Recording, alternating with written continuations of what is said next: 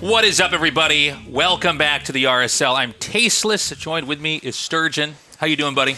I'm doing great. We have got some fantastic StarCraft coming up here today. Very excited to see people like Rogue, MaxPax, Clem on the Protoss. You know, lots of, and obviously Bunny as well. Some amazing players today. It's looking good, man. It's going to be a crazy day. I'm super pumped for this. We did have a little bit of a shift in the schedule here. So this is Group B, but it's a third day here for us at the tournament. So we're done with Group A and we're done with Group C. As you can see, Hero, Zhao, Cure, and Trigger have advanced. We do not have any Zergs surviving yet, although I think Rogue has I think he's got a shot. It's kind of weird to say this, but, you know, he could also end up dying out here. The Group B is pretty scary looking. And by the way, we do have Group D tomorrow. Yeah, I'm just looking at Group A here. The biggest standout result for me is Reyna not making out of the group stage for the first time. That was a big shock. Rogue and Shin, the other Zerg chances here remaining.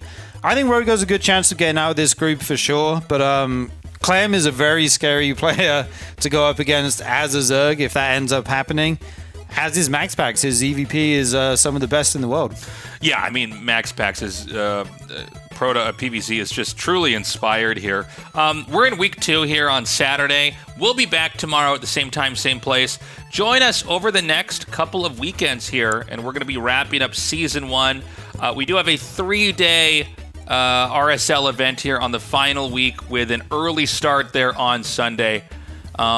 I gotta say, man, you know, this is our 4th season here for the RSL. It's crazy how smooth things are going. Yeah, indeed. It's very smooth. And I like that it's spaced out a bit, give the players more time to prepare their build, you know, prepare for their opponents, that kind of thing. Yeah, and we're also super grateful, by the way, for Archon Studio. They're the StarCraft tabletop miniatures game manufacturers, and pre-orders are live right now. You got to check them out. Let me actually bring up our giant box. Oh, my God, this thing's so heavy. They sent this to us. It's massive. We've got Zeratul right over here. And they're just getting started. So I'm super excited these guys are still supporting us. And honestly, I think they gave the game justice. They did justice to our beloved game here. It looks just like the art in the game. And, you know, it makes sense, right? You know, a tabletop miniatures game for a game like StarCraft, that's like the perfect match, right? The ultimate RTS game. Who would not want to play that in the tabletop form? It makes so much sense, and I cannot wait to watch you assemble and paint that figurine. I think it's going to be like watching a gorilla with a chemistry set. By the way, guys, get on Patreon. It's patreon.com/revive SC2. So this is a community-funded endeavor here. You know, StarCraft 2 has had 2... honestly kind of weird, bumpy, ambiguous, turbulent years. And we just thought, you know, we're all fans of the game. We thought, why don't we just not wait for someone else to come rescue this situation and this scene? We love the game. We want to keep playing the game and enjoying the game. We'll just make our own thing. And then we'll keep this this tournament, this league alive in whatever format it can be kept in. And you guys have been generous. We've been able to build out a broadcast studio here in Seoul, where we're working out of right now. We've done a crazy live event here in Seoul as well, where we rented out one of the big esports arenas, and that honestly went incredibly. So if you want to support us here, where it's not just, you know, a tournament over, you know, a few days, but actually, you know, weeks and weeks and weeks of build up to the finals, we hope to earn your support. Please consider signing up. And if you do sign up, you can also get a 20% discount on all of the merchandise over at tastelessthreads.com. You got your gamer gear, you got your hoodies, you got your Brain Rot t-shirt. Is that what that is? You got the pictures of I think Tasteless. It's Korean for mind games, but it could be a Brain Rot. That's mind games? I just presumed that was Brain Rot. It could be Brain Rot too. I mean, when I try a mind game, it's like Brain Rot. When Artosis loses, it's Brain Rot, okay? when he wins, it's a mind game. We got a lot of great stuff on there. You know, it's just another way to support us. So we're trying to grow the YouTube, and our YouTube is actually so small. We're so insecure about it. It really bothers us. And when people ask us about it, they say, you know, your YouTube's small, and I almost get in a fight with them. Okay. I can't sleep. I can't sleep. Keeps me awake at night. Sometimes my wife goes, honey, what's wrong? And I go, the YouTube's not as big as it needs to be. The good news is it's growing, but we need you guys to like the video, leave a comment. I know that this is like, you know, if you watch stuff on YouTube, you can almost tune out what I'm saying, but doing that actually helps us get into the algorithm. And the reality is StarCraft 2 actually performs pretty well on YouTube, so we just want to try to get enough of this enough attention so that the algorithm pushes this into like the StarCraft bloodstream on YouTube. So even if you're watching on Twitch or wherever you're watching, consider subscribing there. Yeah, and it's all spoiler-free, all organized. If you have to leave during a broadcast and you don't want to know who wins, yes, until you see it, you can check it out on YouTube later. And thanks to everyone who's already done so. Yes, we really appreciate it. And yeah, we thought it was important that a lot of people that are into StarCraft, they're older, they have kids, or they've got jobs. Or kids and jobs. I mean, it's crazy out there. And so, you're describing my life right now. They're going gray. They're getting shorter. Yeah, that's right. Their knees are bad. It's horrible. Back pain is real, man. We wanted to make something that's spoiler-free. So, like, if you want to watch this and you can't tune in live, as long as you avoid, spoilers from your friends, you can actually consume it just like it would be like a Netflix series or something else. We're ready now to go into game number 1. This is Rogue versus MaxPax, and I gotta say, out of all the matchups we could have for this phase of the tournament, I think this one I'm the most excited about. These two players. Yeah, so am I. I feel like we haven't seen them go up against each other too much in recent times, and ZVP, a lot of the Zergs are struggling in this matchup at the moment, and I always feel like Rogue is a guy who can bring something fresh to the table. We saw that in ZVT, kind of revolutionized it with the Mass Overseer style, this kind of thing. So I'm very curious what his take is on the matchup right now. Yeah, and MaxPax for me as a player, like obviously I've always been aware of him. He's very good, but he was someone who I wasn't getting to cast because most of my casting was done in spaces where the players are there physically in my career as a caster. And so, MaxPax, he famously, he's, no one knows what he looks like, right? I mean, he's probably wearing a Phantom of the Opera mask right now as he's playing. So I'm excited to be casting him here now because I just don't have a whole lot of experience casting him. Now, for Rogue, obviously this has been one of the greatest Zergs in the 25, probably 26 history of StarCraft 1 all the way through 2. This guy is a god.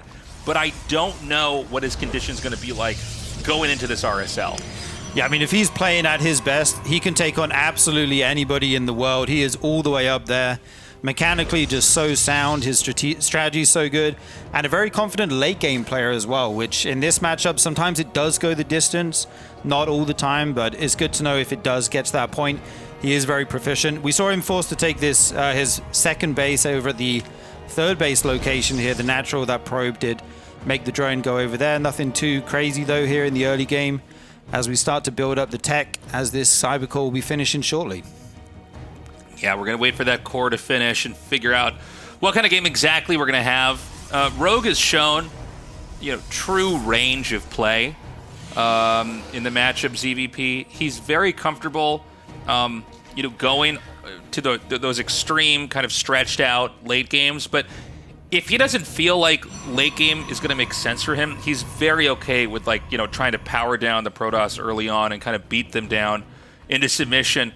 And right now it seems like, at least from the Zergs I've talked to and from the games that I've seen, it does seem like the Zergs, the general consensus is that this is a tough matchup in a long game. And by the way, there's always going to be one race that seems to want to outpace the other. In StarCraft, that's always kind of been a thing, all the way back into StarCraft 1, where sometimes one race, as an example, Terran versus Protoss, generally Terrans win against Protoss by pushing kind of in the mid to late game. There's cheeses and all that, but otherwise Protoss tries to outlast them, they get too big. Same thing here, although, StarCraft 2 has had so many iterations of it that that equation changes. Sometimes it's one race, trying to end it before the other. So anyways, all of that is to say that I think there's a very realistic chance that maybe Rogue doesn't go for a supreme late game here.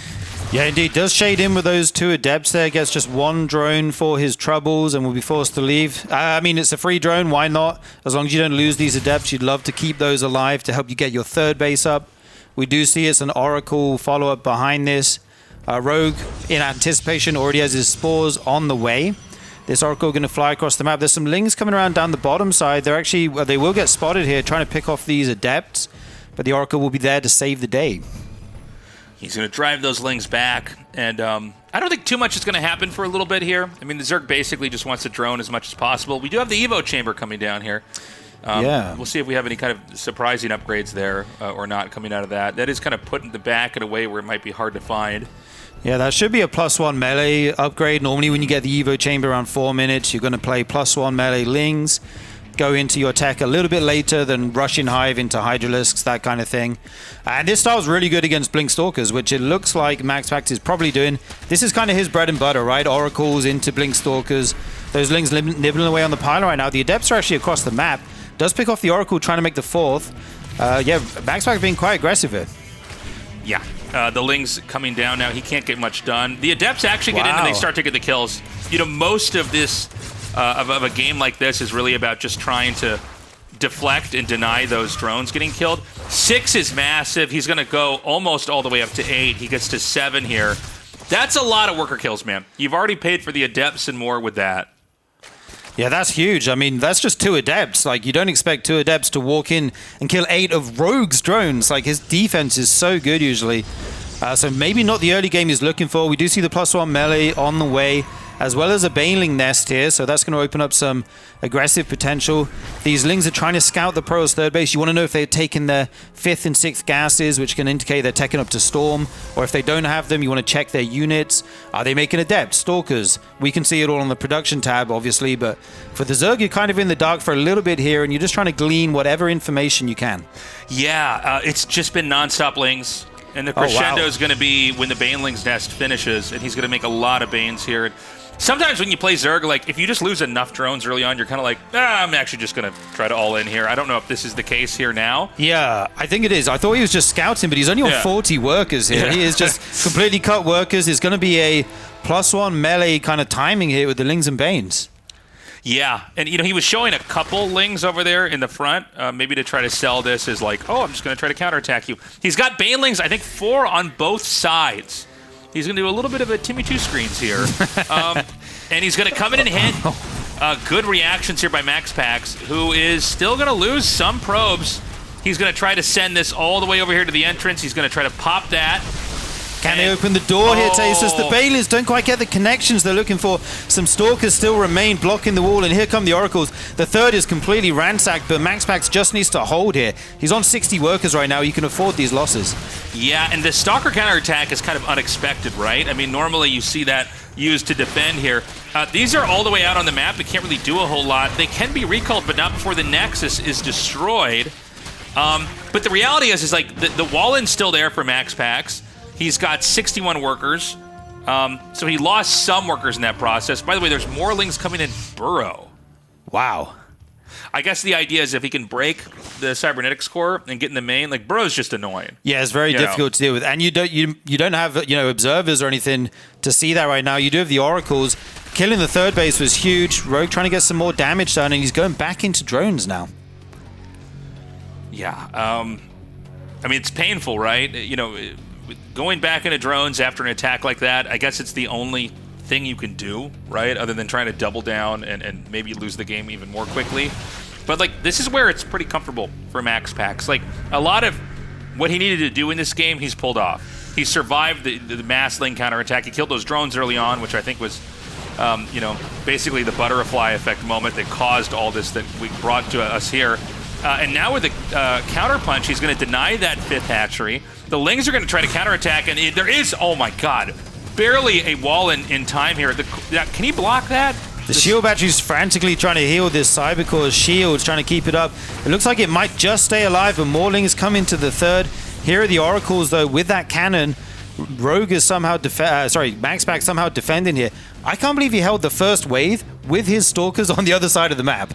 I thought that was going to be him in hot water for a minute there. You know, it's funny because when the Stalkers were out there, I didn't actually see them moving on the map. So I'm looking at this, I'm like, he should have more stuff, right? Like, I mean, he looks like he's going to hold this, but yeah, of course, he's got the Stalkers moving out on the map. Now, you got to be careful with as MaxPax here. It's, you know, Stalkers are not great against Lings, but if you have like Archons with them, as long as you control and angle things right, you can do pretty well.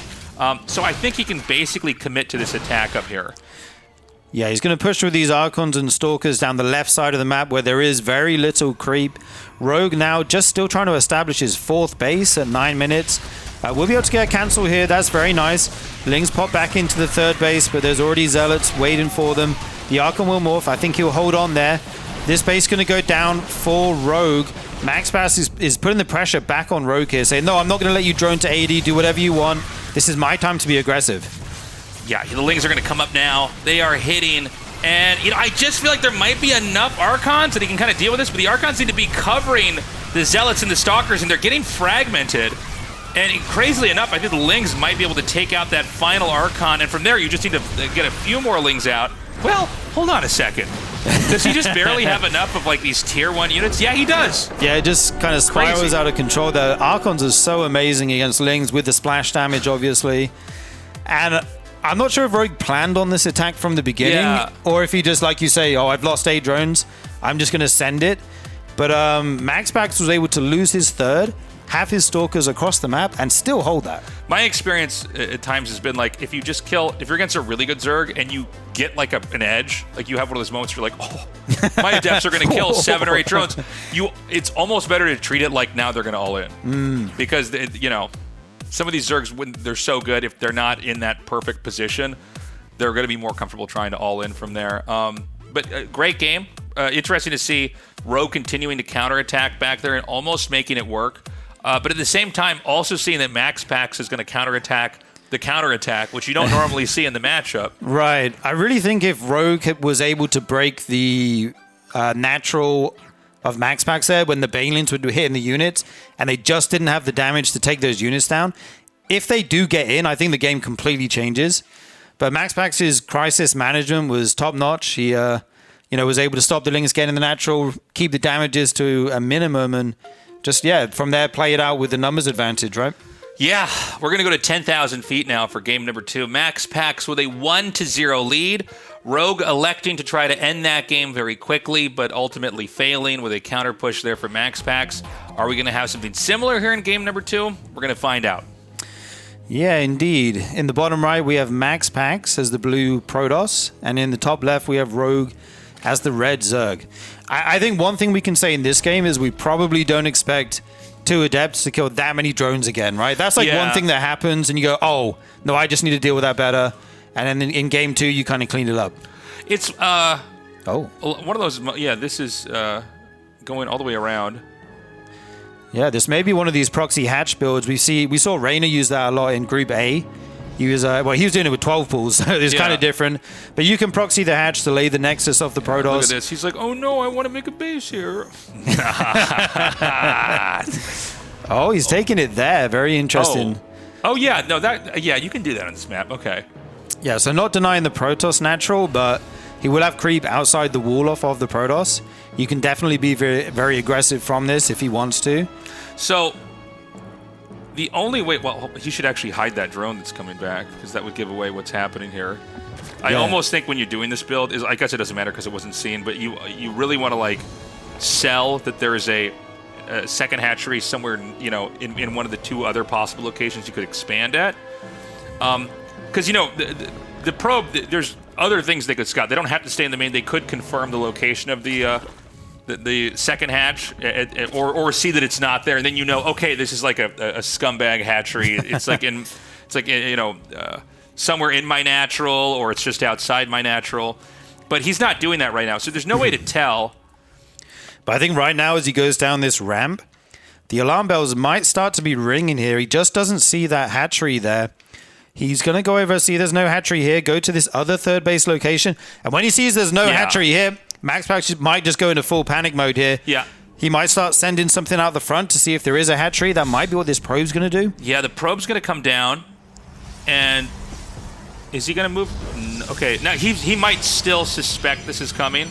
Oh, no, yeah, he knows for sure there's creep here. Yeah, he's chronoing out this unit as fast as he can. He's already got something. I'm like, he might not know that that's creep. He might just think that part of the map is silver. Yeah, so he does know now, and let's see how good his response is. He's getting the Adepts. He's still going to go for the Stargate. 2 spine crawlers being made at this hatchery, so he's going to plant those down in front of the wall here and start to chip away at these Protoss buildings. Yeah, and so, this is a game where Protoss has to just not die, but it's going to be really tough. The Zerg is going to have a lot of momentum, and if the wall-in gets broken open, it could be fatal. So batteries are going to come down here. He needs to basically do whatever it takes to sandbag the attack that's going to come through here. The spine crawlers burrow. Remember, they don't burrow that fast, so like the placement of that's really important. Like, was that burrow too far up and can't hit the buildings below it? Stuff like that. Also, remember that the cybernetics core is pivotal tech here. It's part of the wall end, but if you lose that, you can't make it like adepts or stalkers or anything like that. Yeah, one interesting interaction to keep an eye on here is the air versus the anti-air. Right now, we only have one queen at the front with another one being made. Oracles are on the way, so you will need enough anti-air at some point. Right now, though, these buildings starting to take a beating, going down. This gateway will fall. The cybercore now under attack, not being healed by these shield batteries here. This probe is just hanging out over there. Oh, the Lings get in! So he's going to run right into the main. Oh, he's going to turn back around here. I guess he sees the Oracle. Better to let that energy burn off. He's going to be able to pop the cybercore. Now, you can still make oracles with that, obviously. And oracles are going to be very handy. Hold on, he's got to be careful. He's going to go for that queen. He's going to try and snipe this queen. That could be huge if he can pick off all the queens. The oracles will reign supreme. I was going to say I love the placement of the adepts in between the shield batteries, but he moves them. They will shade away right now. It looks like all of these pylons going to go down, and the shield batteries as well. How is he going to try and save this base? He's making another oracle, but then he cancels it. He's remaking his cybercore frantically right now. 2 more queens on the way, as well as a spore crawler at the front. So it's going to be hard to overwhelm the anti-air here, I think. I think this natural might just be going down. Yeah. And I mean, right now you're on one base. Oh, that's at home. Okay. The core is being remade. But this is also kind of a weird position, right? Zerg doesn't have like I guess they do have an expansion in the sense that there's like that hatchery over here that we're looking at. So like you could mine from that. I think what you probably want to do is try to just keep Protoss on one base and play a really tight game. These games look funny because sometimes the way to play is to not even really try to go too hard into econ as Zerg, but just match them to the point where they're going to run out of minerals. And then it's like, okay, well, at least you have another base somewhere, and you can like send drones there or do something like that. Right, yeah, Rogue is making drones now. There's 2 oracles here, starting to target fire down some of these queens. I think this is the big kind of challenge for Rogue now, is how he... Oh, you can't lose this! I was going to say, how are you going to deal with 3 oracles running around the map if you do try and macro? But actually losing one there and heavily damaging another is huge. Yeah, he's going to go for Banelings, by the way. The Lings are going to come in. He's just checking. Wants to see what buildings are warping in. What kind of game am I getting into here? I feel like I'm back in like Wings of Liberty. It's like a one base 4-gay or something. Yeah, exactly. Yeah, this is like right back in the beta. And he's going to go for gates. Glaives. Okay, interesting. Yeah, I mean, I think he just needs to make whatever he can here. There's so much Zerg here. Going to get the surround on these adepts. They will all fall. Up come the queens to deal with these oracles. Okay, falls back to the shield battery. That adept will stay alive. Rogue right now, he's on 22 drones, so he is actually out-mining the Protoss, given that he has this other hatchery here. And now he's going to go back into Lings and probably shove this once the creep gets far enough into the Protoss main. So you want these spine crawlers right here at the ramp, where like the only way that you can attack them is if everything's stuck, kind of bottlenecked on the ramp. Oh, yeah. Never mind. Looks like, shut up, Tasteless. This is where you want the spines. I didn't think he was going to actually push up in here. Okay, so you can do this too. And I mean, I think he can hit the gateway with at least 2 of those, right? Yeah, they will be in range. Banelings morph in. These oracles do manage to pick off 1 queen. There's still 2 and a spore remaining, though. It's going to be very hard to overwhelm that. And these buildings, if they go down, it's going to hurt MaxPax's production so much. Here come the Banelings, Tasteless. He's going to come in now. The bangs are going to pop. They're going to go right to where those workers are. I mean, there's just nowhere to run, nowhere to hide. They frantically try and split, but 10 go down instantly. Oh, MaxPax's taking so much trouble right now. All his workers going down. Only 9 remaining. The production falls. There's nothing left here. He's fighting till the last breath, but I think the writing's on the wall at this point. I'm like, no, he's got this. There's still a shot. Don't worry. I mean, that was pretty sick. That was such a cool build. See, guys, matchup's fine. We should just do that. Where were those strats the other games? That was sick. Very impressive. MaxPax had a couple fumbles there.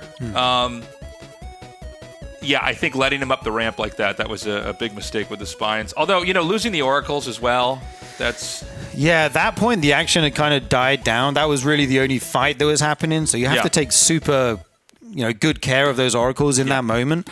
But like, this is not a new strategy. We've seen spine quarter rushes from a proxy before, but it doesn't happen too often. So I feel like the Protoss often get surprised by it.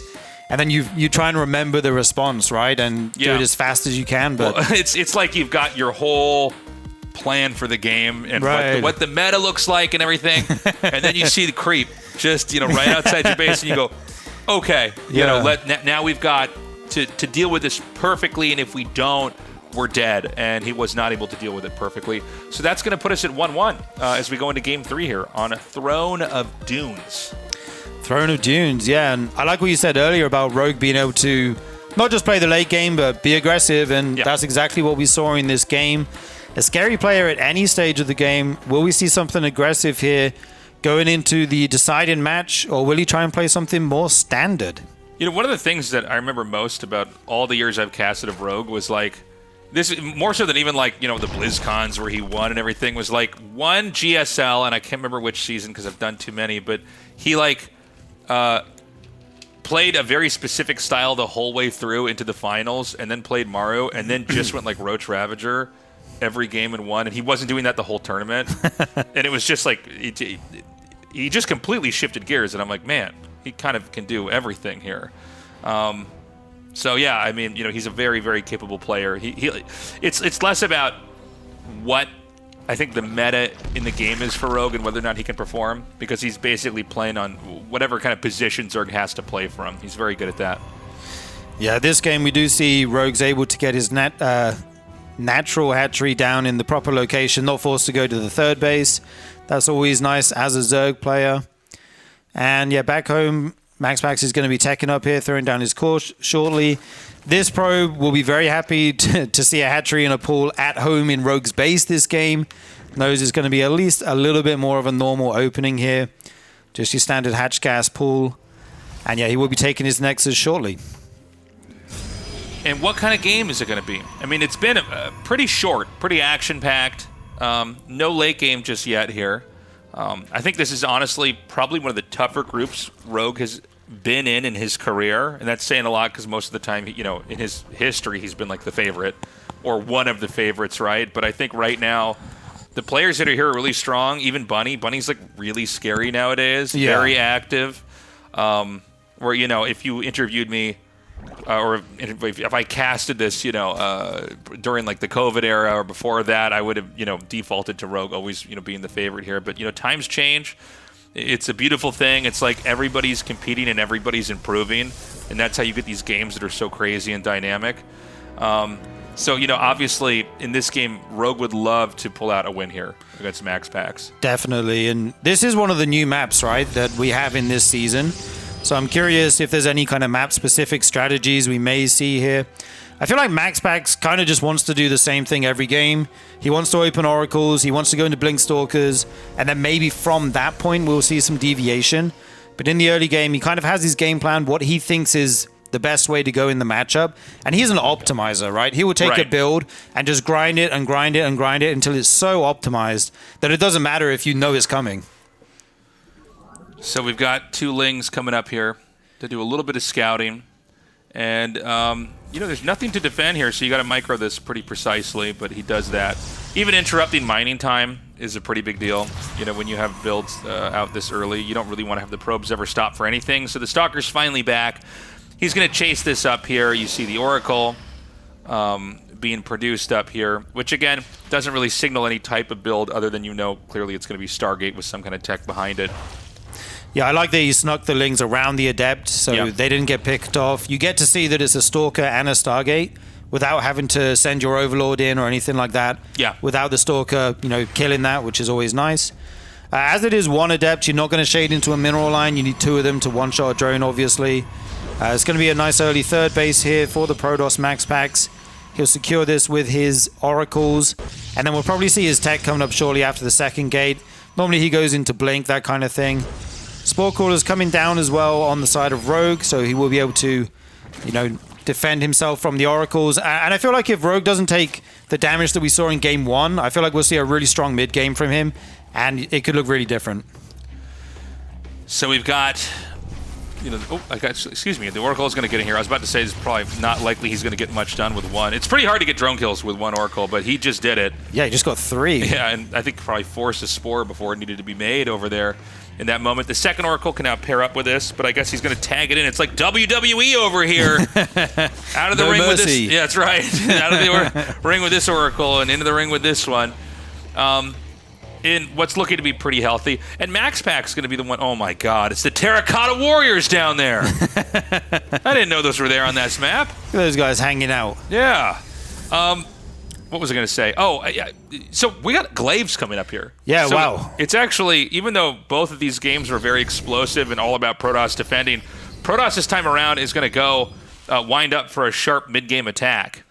Yeah, going to go into the Glaives instead of Blink this game. I like it, mixing it up.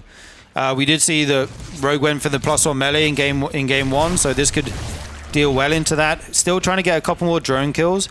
And I think the first Oracle kind of caught Rogue by surprise a bit. Normally they wait for 2 before they go in. And he did lose a couple there. Forge coming down as well. We'll have that +1 on the way. And now the game is all about, can Rogue read this attack that will be coming shortly? The Lings spotting in. They do see a couple Adepts there. Really want to see the next warp in of Protoss. Like, if you see a few Adepts warp in now, like if you were seeing these Adepts, you would know. And Rogue has to figure this out very quickly. Okay, so you see this many Adepts, you got to assume there's going to be Glaives with it. And so he's just running in parallel with that. The Oracles are coming down here. And Zerg is going to... It looks like he wants to try to plug up the entrance and keep the Queens on the outside. And the idea is you're more concerned about the Shades. Get that... Ooh. Yeah, he actually had the Queens on the top of the ramp, but decides to forego that as they can go round. And go around they will. The Stasis Trap going down right at the front here. There are some Roaches and Queens. The wall's actually been abandoned. And the Adepts will get in. Are they going to finish this Shade? They will. They're on top of all these Roaches. Roaches trade well. But right now, there just isn't the numbers here for Rogue. They're going to Shade into the main as well. And this is where it gets difficult to split your army as the Zerg. Yeah, I mean, this has basically already been a failed defense. Yeah. Like, the whole idea, if this goes correctly, is they never got into the main. But he kind of misstepped there. Cancel. And again, StarCraft 2, things happen so fast. You can fumble the ball for, like, the blink of an eye, and you're going to eat a lot of damage.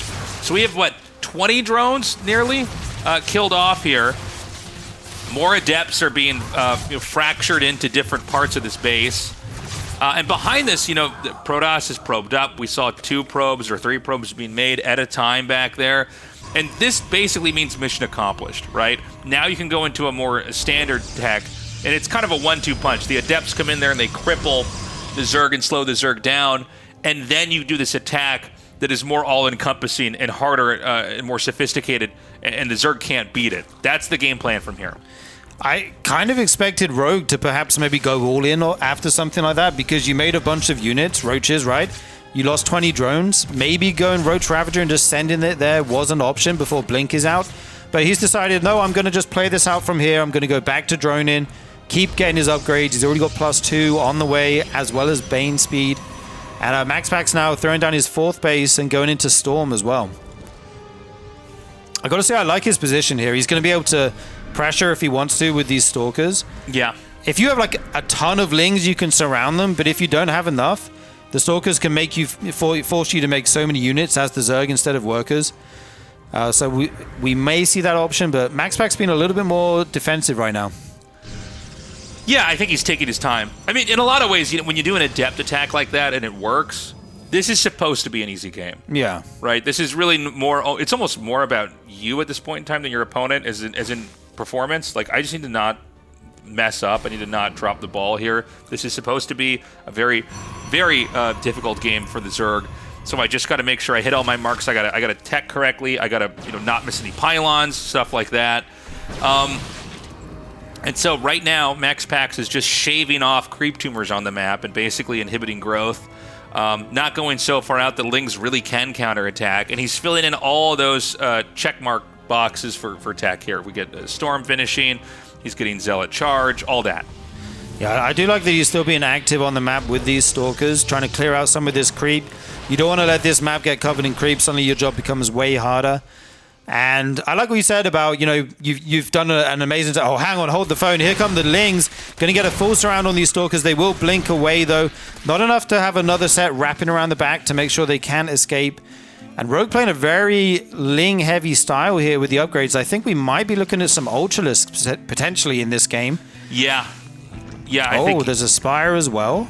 Well, Ultras can definitely be a thing much later on, right? If you're going melee and armor like you are here. But he also could make a bunch of mutas here. We saw this in... now I'm forgetting which game it was. But last weekend we had a game that looked like this, where it was like mass muta and then Lings. on the ground and kind of locking in the mid-game and trying to do counterattacks and hit different areas there. Yeah, we have a fleet beacon coming down as well, so MaxPax also going towards the late game. We have a Zealot run by going to the bottom right side of the map. That will try and sneak around to the 4th base, I think it's the 5th base now of Rogue. And he's going to pressure at the front as well. Timmy 2 screens, like you said, try and distract him and then send those Zealots in. Yeah. I like just sending a couple of these Zealots down in here if you could bait out any Baneling hits like that. Now, Rogue is just like playing the macro game here. And I think he is really, really good. Him and maybe Dark sometimes even more so. But those two out here in Korea are like some of the best defending and barely holding on Zergs. So this is, we're going to have MaxPax proceed with a lot of caution. We're getting a double robo here, by the way. One's already done, and it's making it immortal, but a second one started. The mothership's here, so kind of the cherry on the cake here as far as tech goes for Protoss. And I think when MaxPax gets that mothership out, we're going to start to see some roaming and probably see him expanding. Actually, it's already happening. Kind of expanding towards the middle here because you can both push out and defend that area at the same time. Yeah, Rogue going for his own Adrenal. He's +3 melee, getting that Ultra Cavern. We'll be going into Ling Bane Ultra hit. Right now, this Protoss army is looking quite scary. Rogue is maxed out. A lot of it's Lings and Roaches, though, which might have trouble against the splash damage here. He's just forcing out a Storm or two, telling MaxPax to be a little bit careful about going on to creep. But I like the pressure that MaxPax is exerting here as he gets his 5th base down as well. Okay, so the question is, can MaxPax actually break any of these positions? He's using the Zealots to basically, destabilize the Zerg and forcing the Zerg to send some stuff back there to deal with that. He's going to attack it now. Ooh, man, talk about a close blink there. I thought for a second he got Timmy 2 screened there and wasn't even going to blink away in time, but last second blinks. Carrier tech's behind this, by the way. So as supply gets shaved down here, it's going to be refilled with carrier tech. Yeah, and I love that Rogue's going for a Neural as well. Going to be able to take control of some of those expensive units. Huge storms on these Banelings. They do so get through. Some of them will connect there. There's some High Templars alive on very low hit points. But meanwhile, this base is getting absolutely ransacked. MaxPax is going to keep pushing the issue here. Rogue having to go through all these storms. If he could get those chunk of High Templars, get some good connections, that could be huge. There's nothing here at this base right now, though. MaxPax has a decision to make. Is he going to keep going, or will he send something home here? Yeah, I mean, right now, it seems like there's a little bit more damage actually being dealt to MaxPax, weirdly enough. Like, Rogue's basically holding off the army. He didn't lose that hatchery. The carriers are coming, so that's scary. Now, the Nexus was also saved here, but 23 probes killed is quite a bit when you consider what's been going on here. We're going to go up to the Tier 2 Spire. Why am I Greater Spire? Greater Spire, sorry. Yeah. It was like 17 years later. I forgot what that building was called. That's okay. I called the Templar Archives the Tempest Archives last week. He's going to make the lair for the Spire here. But, I think Rogue pretty deftly defended all of these different attacks. He's going to be able to take this Nexus out, and I think he's going to be able to hit this 12 o'clock spot. Nicely done. Gets in and gets right back out. The Adrenal Lings chew through that building so quickly, and Rogue is all over the map right now. I'm really impressed with how well he's recovered in this game after losing all those drones. We see the Corruptors on the way as well to deal with the carriers eventually. This Warp Prism is always an X factor. You could always have a big warp in the main that does a ton of damage, that kind of thing. We'll have to keep an eye on that as it sharks around the edge of the map. So the problem, even though carriers I think are just god tier in mass against Zerg, and it's really hard for the Zerg to get a direct solution against them, they are slow. Okay, yeah. Nice. Just going to 2-shot down that Warp Prism, so this is going to be cleaned up very easily. The problem with carriers, though, is it's a little bit like the Broodlord Infestor dilemma, where it's like, well, it's hard to fight it, but they do this, right? They just run around. And, Protoss do have recall. They don't have it available here. But the problem is recall is also a very finite resource. Like, once you use their recall, like, they can't just recall all over again. So, from here, I think the game plan for Rogue is going to be to try to continue to grow and keep the Protoss basically pinned back here, while eventually having to deal with the inevitability of fighting the carriers. Yeah, I really like the army comp of Rogue as well. Ultralis Corruptor is so much easier to play into Skytoss against with some High Tempo on the ground than go for something complicated like Lurkers, Vipers. Because basically you send the Ultras in, when they have all their armor upgrades, they take very little damage to the carriers. The only thing that hurts them basically is Immortals, right? And you click those onto the High Templar, you A-move them in, they'll kill the High Templar. Suddenly there's no Storms to deal with the Corruptors, and your Corruptors can go in and start to work on those carriers. So this is kind of like a simple way to play the Zerg late game compared to that Lurker, Hydra, Viper, you know, all the spellcasters Infestor style. We have 7 Drop Lords on the way here as well, and these empty ones flying into the Protoss main right now. Yeah, I'm not sure what this is about. Is a bait? I mean, I think it's a bait. I think that's the whole idea. Is you just see that on the mini map and you immediately send stuff back, and then of course Rogue runs right in here, and it looks like he's decimating everything on the ground. Does he have enough to actually win the fight in the air? I don't know. I see what, like, no more Corruptors, right? Yeah, all the Corruptors are dead. There's Ultralisk and some Zerg units on the ground, but he has no more anti-air right now. Going to be forced to retreat. And I thought that was looking scary for MaxPax for a moment, but he's defended that so well. Well, it's weird because, like, yeah, we see like the feint. There's like I think it was like way back in Brutal, like I think it was called Heaton's Overlord feint. It was like the first time that they ever recorded someone basically just having drop Overlords sent in just to try to get them to run back. So he like pulled that move off, and then it didn't really do anything, right? He just kind of lost his army, and then a counterpoke from MaxPax. He takes that out. He tried to recall there, but it just didn't go off. That Nexus will actually fall. MaxPax knocked down to 4 bases now. Yeah.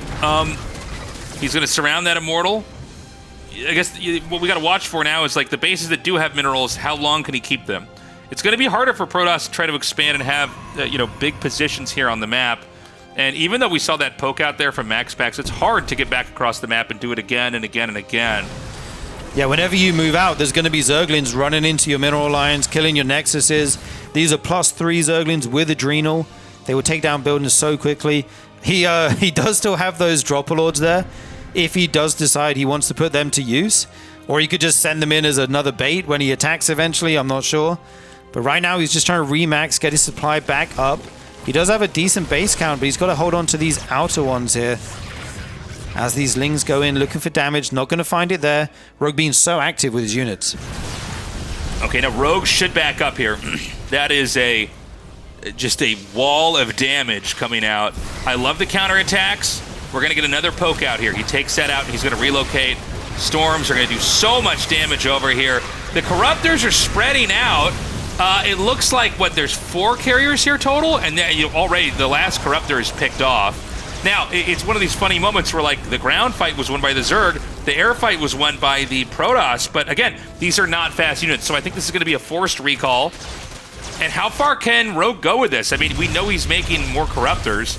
Void Rays are coming into play now, and I think the plan for MaxPax is to maybe just try to force win with the Sky? Yeah, I guess so. I mean, like you say, not enough Corruptors in that fight. I think Recall's on cooldown. So, MaxPax is just going to lose these bases. His army is slower. Does go to work on this hatchery, and I think eventually Rogue will get enough Corruptors to take a straight-on fight and win versus the air. Yeah. But will it be in time here? Yeah, I mean, every Corruptor that's shot down is a pretty big deal because basically the saving grace for MaxPax is going to be that he just has so much damage to air. And, Zerg, a lot of times they're anti-air. When it comes air to air, it's very one-dimensional. Like, that's what the Corruptor is. It's what it does.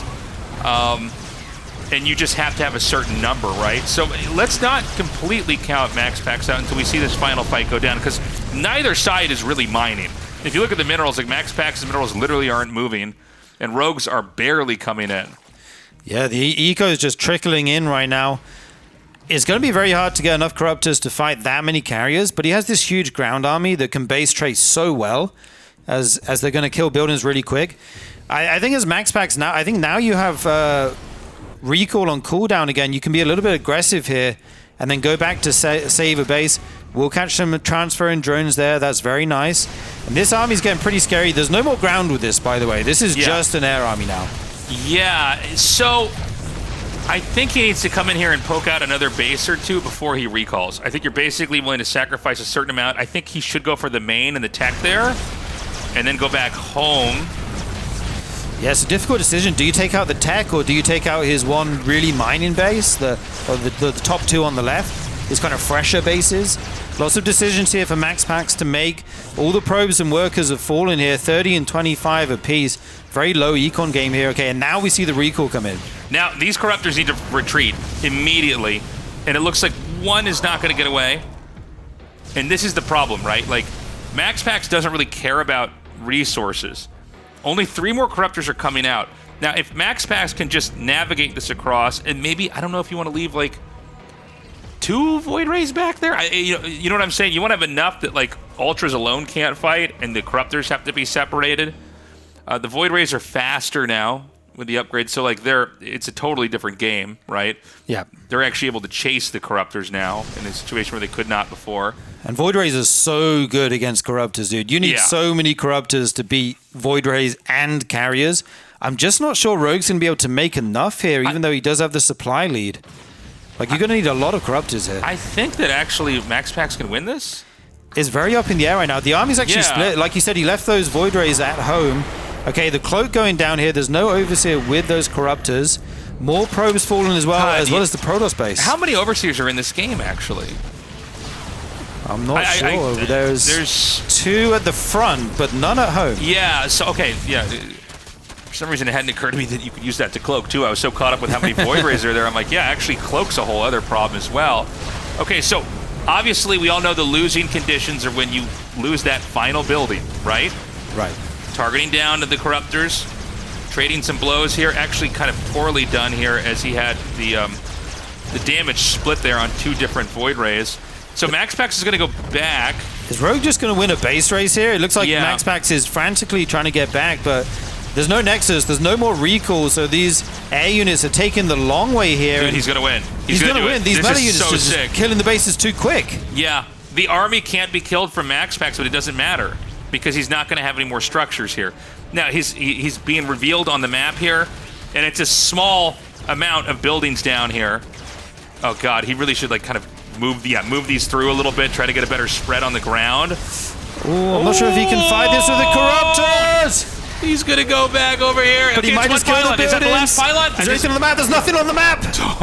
Whoa. That was crazy. That was so crazy. That was insane, dude. It was not an easy one to follow either. No. Like, there was a lot. You don't have games like that very often. That was so cool. So MaxPax basically has something that can't really be defeated. There's no way to increment out enough Corruptors to actually fight that. But like we were saying earlier, it's not a very nimble army. Right. It's hard to go back and forth. You've got recalls. Sure, you can get faster Void Rays, but not as fast as Lings and Ultras can counterattack. And even though the economy was basically broken for Rogue, right? I mean, he had like a couple drones, mining minerals. He was making like 1 or 2 Corruptors at a time. Yeah, not many at all. Yeah, he did not have enough material as far as structures to last the counterattacks. And so, Rogue wins by the way the game's designed, right? You kill the last building. Yeah, it was such an interesting game. Like, kind of 2 fights going on at once. The air-to-air fight, the ground fight as well. Plus, they're both base trading, and mobility becomes a big thing. Very difficult game to kind of navigate your way through, know when you should be attacking, when you should be defending. I guess for Rogue, you're going to attack whenever the Protoss moves out, right? Right. But as MaxPax, you have to make that decision. When do I move out? Because Rogue's already mining 2 bases on the side of the map. So if I just do nothing, he's just going to outmine me, get enough Corruptors eventually, and then kill my air. So you have to do something, but it's very hard to pull the trigger because Rogue comes in with those backstabs so quickly. Guys, go to the Patreon. It's patreon.com /Revive SC2. Consider supporting us. Sign up. And whatever tier makes sense. And if you're not in a financial position to sign up, you can always just join the Patreon for free. We'll get your email. We can notify you there.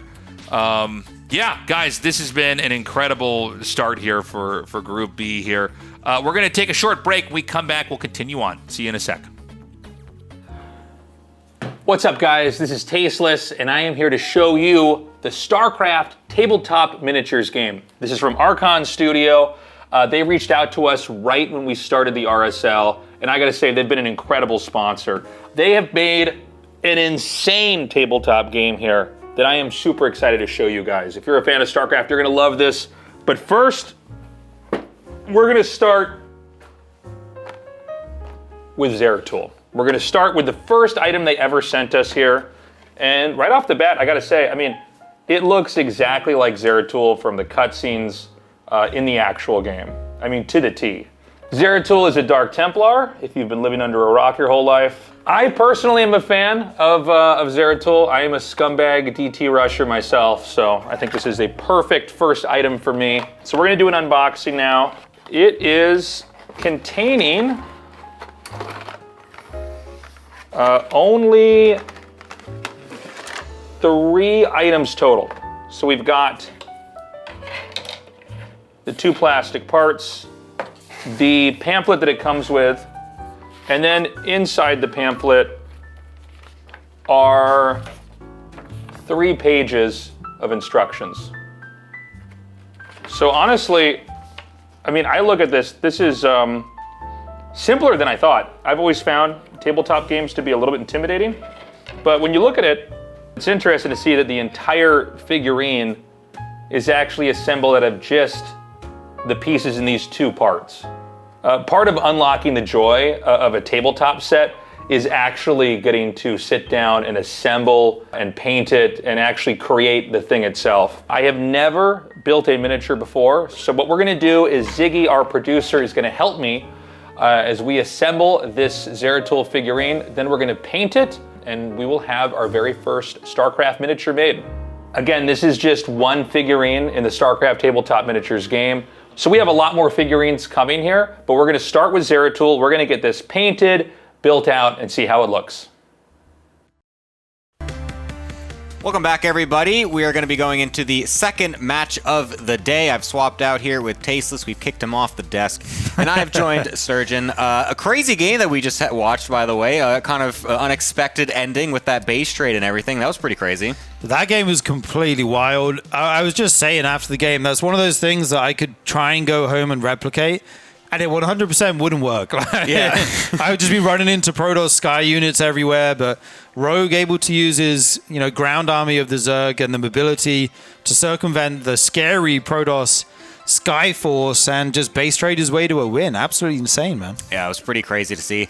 And something else pretty crazy that's going to be coming up here as well is Clem versus Bunny. And fun fact, Clem is going to be playing Protoss. So we're going to be getting a PVT actually today. So no TVT action, if you were maybe expecting that. Clem has been enjoying playing Protoss against some of these Terran players. And actually he's played against Bunny specifically with Protoss an incredible amount of times in the last couple, many times they played last year, and Bunny has not beaten him once.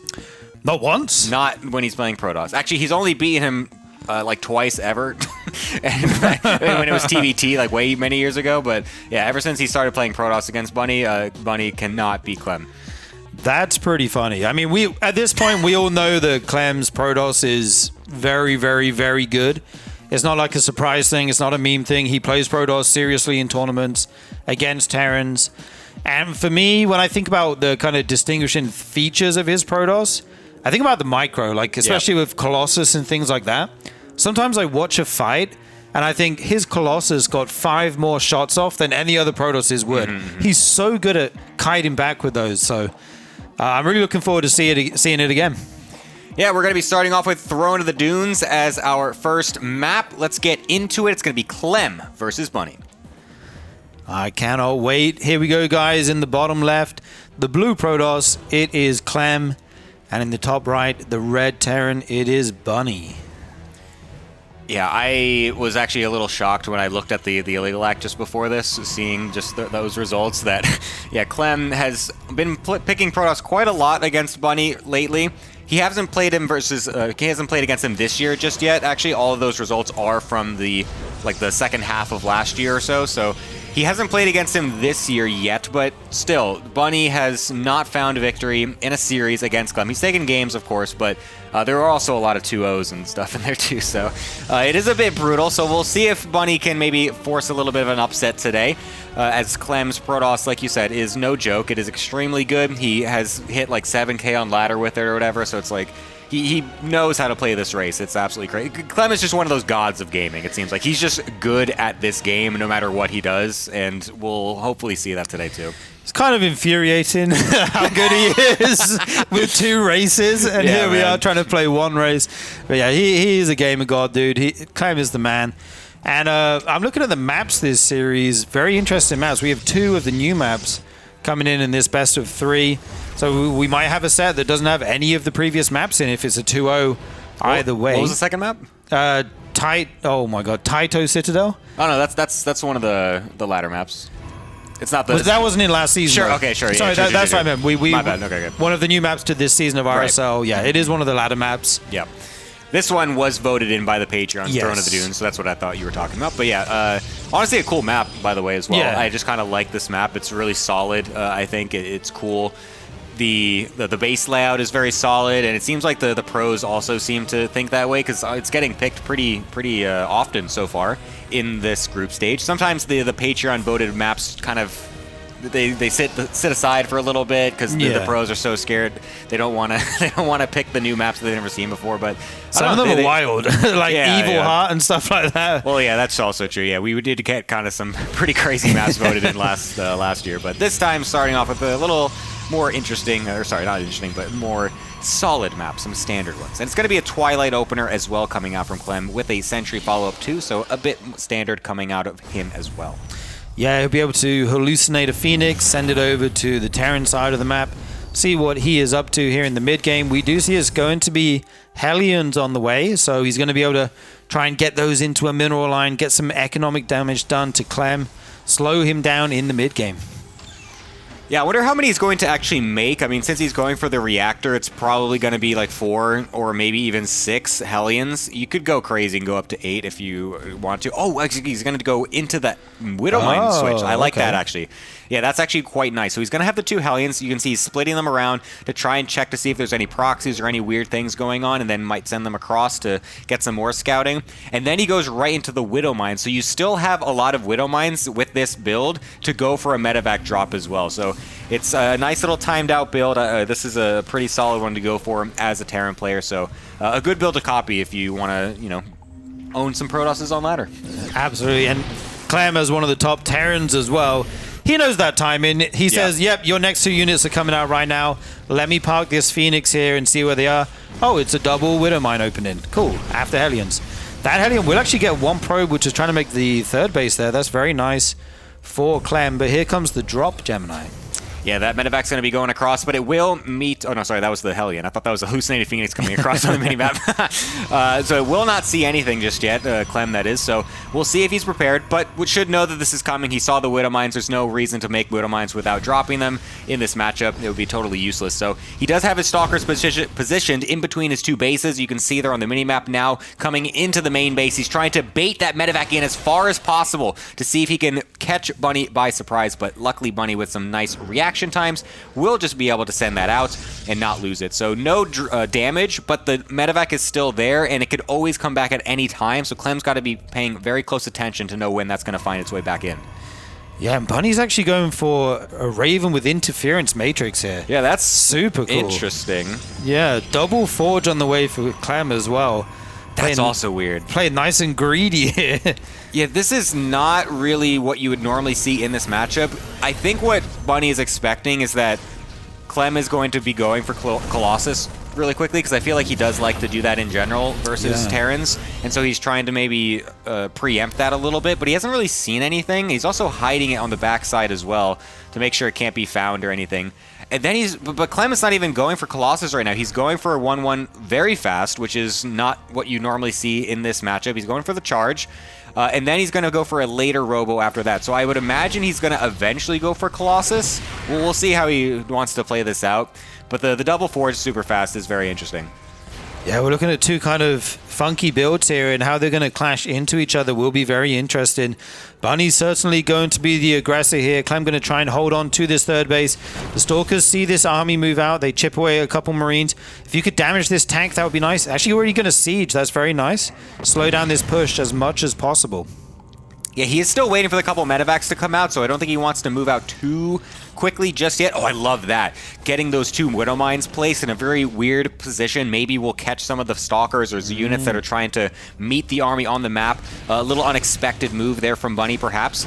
The rest of the army will start to go through the bottom side, though, so those Widow Mines won't really do too much, it seems like, as Clem will just be going primarily... He's going towards them. Oh. Is he watching? Oh, he got 1 Stalker. Whoa. Oh, he's going to get the second one. Oh, no, he's not. Wow, that's the sickest move of all time, guys. I really hyped that up for you guys. That was so smart, though. Like, it was a cool move. It would have been cool if like a couple of Zealots were just running across with the rest of the sentries or something and they got hit, but not the case. It is going to be a mainly ground army gateway defense. Let's see if Clem can pull this off.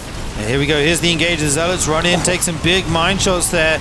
The tank under fire, but still alive. Not enough DPS from the Stalkers to take it down. And this Terran army is huge right now, Gemini. Holy, that tank surviving is massive, and it's going to allow the Bio to just leap on forward, knowing it's got that backbone back there as well. And the Immortals really have nothing to stand for. The Zealots trying to get on top of some of these units, but there's still Widow Mines, which also are getting unburrowed mid-fight to keep those charges up for when they're going to find their biggest mark. And honestly, Bunny is kind of just walking over this position right now. The Pylon also getting killed off. Clem will tap out. GG. A very quick game, Bunny, with a decisive timing. Well, you were saying Bunny's never being Clem's Protoss. We might be making history here today, Gemini, because we love that making was history in this tournament, man. we do all kinds of wild stuff happening. That was very decisive. Yeah. Just like a committed 2-base push, going to make it happen. Got the interference matrix. If there are some tech units coming out like the Colossus, in the end, didn't need it. Could have used it on the Immortals if you wanted to, I guess. I was thinking, is it worth it to do that or to throw down turrets? But I think he wasn't sure. I think maybe he was expecting like a Colossus to eventually rally out, and then maybe you can throw it onto that. Yeah. Or maybe he just was total Giga Chad mode and just realized that he was like, no, I'm just winning the fight. It doesn't matter. Like, there's no reason I should lose right now. So maybe he just didn't do it. But that's kind of showing the reason why we don't see the double forge play as much versus Terran. It's quite... You get that big weakness in that kind of a moment where they're just going to go for that big tank push with the tank bio and whatever, and you don't have Colossus, you don't have Fast Storm, and so the gateway unit on the ground is sometimes just not enough. You just don't end up having enough units to be able to defend. And I mean, Bunny just abusing that extremely well, coming up with a very quick game 1 win. Yeah, if it was a 3cc, like a fast 3cc macro kind of build, the double forge can pay off in the long run, but in these short games, you just don't have the time and you don't get your tech units out quick enough. And that tank surviving was kind of one of the key moments in that game, I think. Like, if that goes down instantly, if there's enough Stalkers, you know, suddenly the push can look different, but that's how it went. Bunny able to close out game number 1. We move on to... Is this Taito? Is that how we're saying this? I've been saying Taito. Taito? In my head. I've never said this word out loud, but in my head. Taito? Taito Citadel, yeah. Taito Citadel. Yeah. That's what we'll go with. Yeah, it's... what were we doing last season with the Tokamak, dude? Tomahawk. Tomahawk? Yeah, don't bring it up. I was going to say, this is no Tomahawk today, but it is, Taito Citadel. Yeah. Some of these map makers, man, we've talked about this before. They really do come up with some wild names so that I don't even know what these words are, where they come from. But I feel like they get the dictionary out and just scroll, or get the thesaurus out and look for like city or old or ruined. It's like the pro gamers when they search for their nicknames or whatever. They just open the dictionary, point to some things, like, yep, that's okay. My whole life is that now. Yeah. Bunny, for example, that's a very random name, but yeah, I mean, Trap did that. He literally said that he did that. Like, really? I even asked him about it. It's like, how'd you come up with the name Trap? And he literally told me the dictionary thing. Like, that's so people funny. like always kind of joked about that, and it was maybe true for some extent, but like, yeah, that one is actually that's actually an actual example. It's so funny. All right, we do see this probe down here being a nuisance. 2 STVs sent to try and damage this as much as possible. Try and get this base down nice and quick. We do see it's a 1 gas open from the Terran. So he does want to get that CC down on the base ASAP. Yeah, I actually can't remember last game. Did you notice if... Oh, never mind. Sorry. I was looking at the production tab wrong. I thought that was a 3cc. Did you notice... That would be crazy. That would be crazy. Did you notice last game if it was a 2 gas opener from Brunny or not? I wasn't paying attention. We were talking about the map, so that's okay. I kind of glossed over it. That's no problem. Yeah, I'm curious to see if Bunny will go for any 2-gas this series, just because that's become so popular in PvT lately to go for the fast 2-gas. You go for the Reaper Hellion push, and then you go into a later Widowmine drop or something like that. It's become very, very popular, so if he goes every game without doing that, I'd be a little surprised, to be honest. I'm expecting to see that at least once, but for now we're going to be getting that 1-gas and then going into the factory for that single Hellion this time, not for the reactored Hellion into double Widowmine. He'll just be going for the 1 Hellion to, again, just go for that little bit of scouting around the map a little bit, and then go for what will likely be a Widowmine drop follow-up, or just straight into a Raven and tanks and stuff like that. I love the way the Marine was stood in that hexagon for so long. Something about that was just aesthetically pleasing. Actually going to die before the bunker finishes here. So he's going to have to wait for this Hellion to come down. The production on the CC is halted for a while. You don't want to lose this SCV as well. Okay, we'll go down. Oh, no, he didn't! He saved it in the bunker! That's actually sick. Wow, I didn't think that was... Wait, wasn't that the other one? I don't think so. Isn't that the one that made... Oh, yeah, he only lost one. Oh, dude. No, he only lost one. That was the bunker one. He saved that from the... I can't believe that range of the bunker. That was insane. I did not think you could actually load in the bunker from that far away. That was wild. Okay. Well, anyways, a very smooth move from Bunny to keep that one little SCV alive, but still a couple more units streamlining across the map for Clem. He's going to be a little bit aggressive with these first few gateway units while he's going for his Blink and Robo back at home. We'll see if he wants to try and dive behind the bunker, go behind the mineral line, as you sometimes do see that from some Protoss players. Yeah, I kind of like this from Clem. I feel like these early game kind of micro exchanges are something he definitely shines in. There's a lot of units here. This Hellion going to try and pick off this Adept, but will not be able to get it. That's so painful. That's crazy that he actually gets that and keeps the Adept perfectly alive as well. That's so sick. Bunny's going to send out that Raven, so he did go for the Raven first. No medevac coming out of the starport just yet, so that's going to go for some auto turret harass in the mineral line of Clem.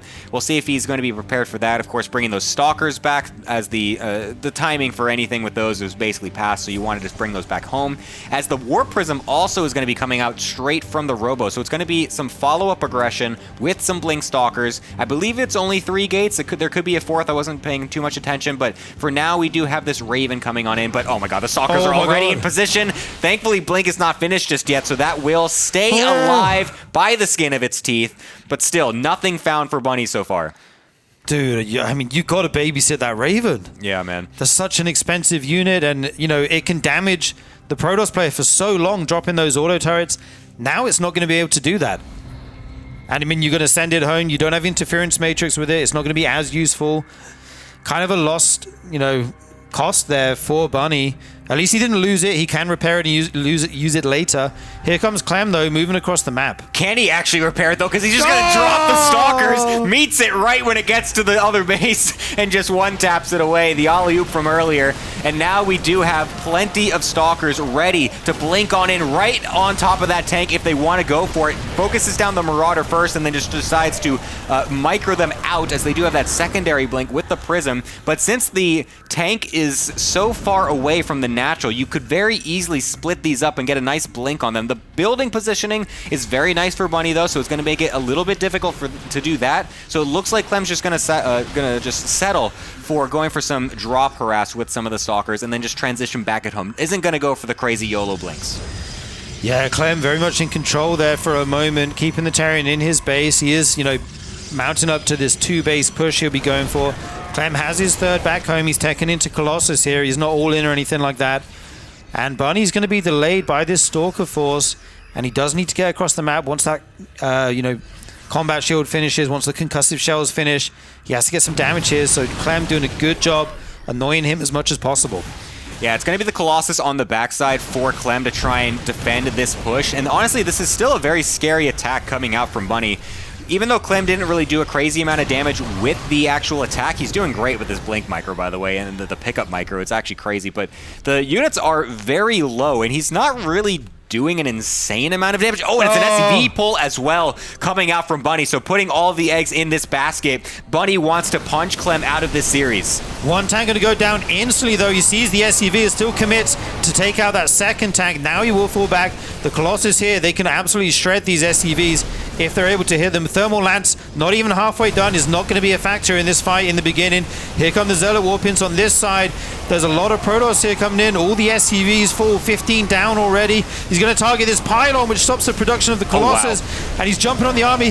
This Colossus being microed as best he can. It looks like he might just be holding this off. There's still some Terran left, though. There's very little Protoss on the ground, but what is there is really in great hands because Clem is microing this to perfection. The Colossus able to get lifted back, trying to stay alive until Thermal Lance can stay alive to get completed here. That battery also helping just a little bit. The micro continuing, and it looks like Clem will be able to defend with some excellent micro on that push. I really thought for a second that Bunny was actually going to just steamroll through once he killed that pylon and tried to get on top of that Colossus, but the pickup micro to keep it and actually put it back towards the natural, and then he blinks back to it as well. So that way, it's not like you can just continue to focus down and chase it. You'd have to go through all the stalkers as well. So really just nice positioning overall, knowing where to go with those units as Clem, and he's able to make a nice defense.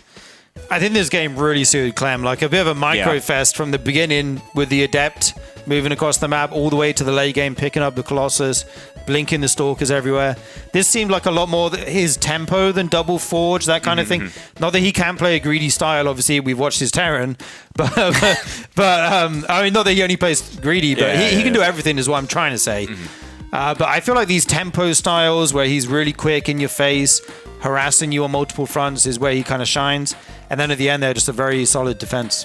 Yeah, honestly, when you can just, when you have the micro of Clem, why not use it? And yeah, I feel like that's the, like you were saying, that's just the more pinnacle Clem style Protoss versus Terran that we're normally used to seeing. So yeah, honestly, great for him. He's going to go 1-1 in the series for now as we load on up into our third game of this series. It's going to be on 10K feet. Let's see who can win out this series. Here we go. One of the more well-known maps here. 10,000 feet will be the decider. 1-1 between our players right now. In the top left is the red Terran Bunny, and in the bottom right, the blue Protoss Clem. Yeah, this map is getting picked so often in these series. I feel like every single, it was like that last week where like every single series it was starting with 10K feet almost every single time. I'm not sure if this actually been picked literally every series, but very close to it. As we do have a proxy barracks going to get thrown down by Bunny, actually.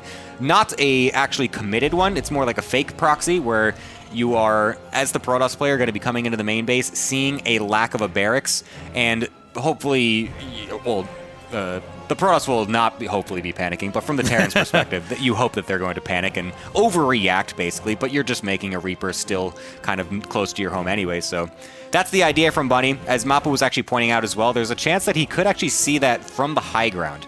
So if he goes all the way to the edge, he might be able to see that. We'll see if Clem wants to actually go all the way down there. Yeah, he will see it's a double gas open here as well, which kind of limits the amount of builds it could be. Bunny will be able to get that factory nice and quickly due to that extra income. Right now, though, he just circles around the main. He doesn't go all the way to the edge, so he doesn't see the barracks right now. We can see there's just one Reaper being made. But as Clem, you don't know exactly what you're up against here. Yeah, it's very confusing going against this, especially when you see the double gas. This could be a very committed 1-1-1 proxy, and it's extremely difficult to hold those if you don't actually know they're coming. If you don't have the right response, you will just get steamrolled by them.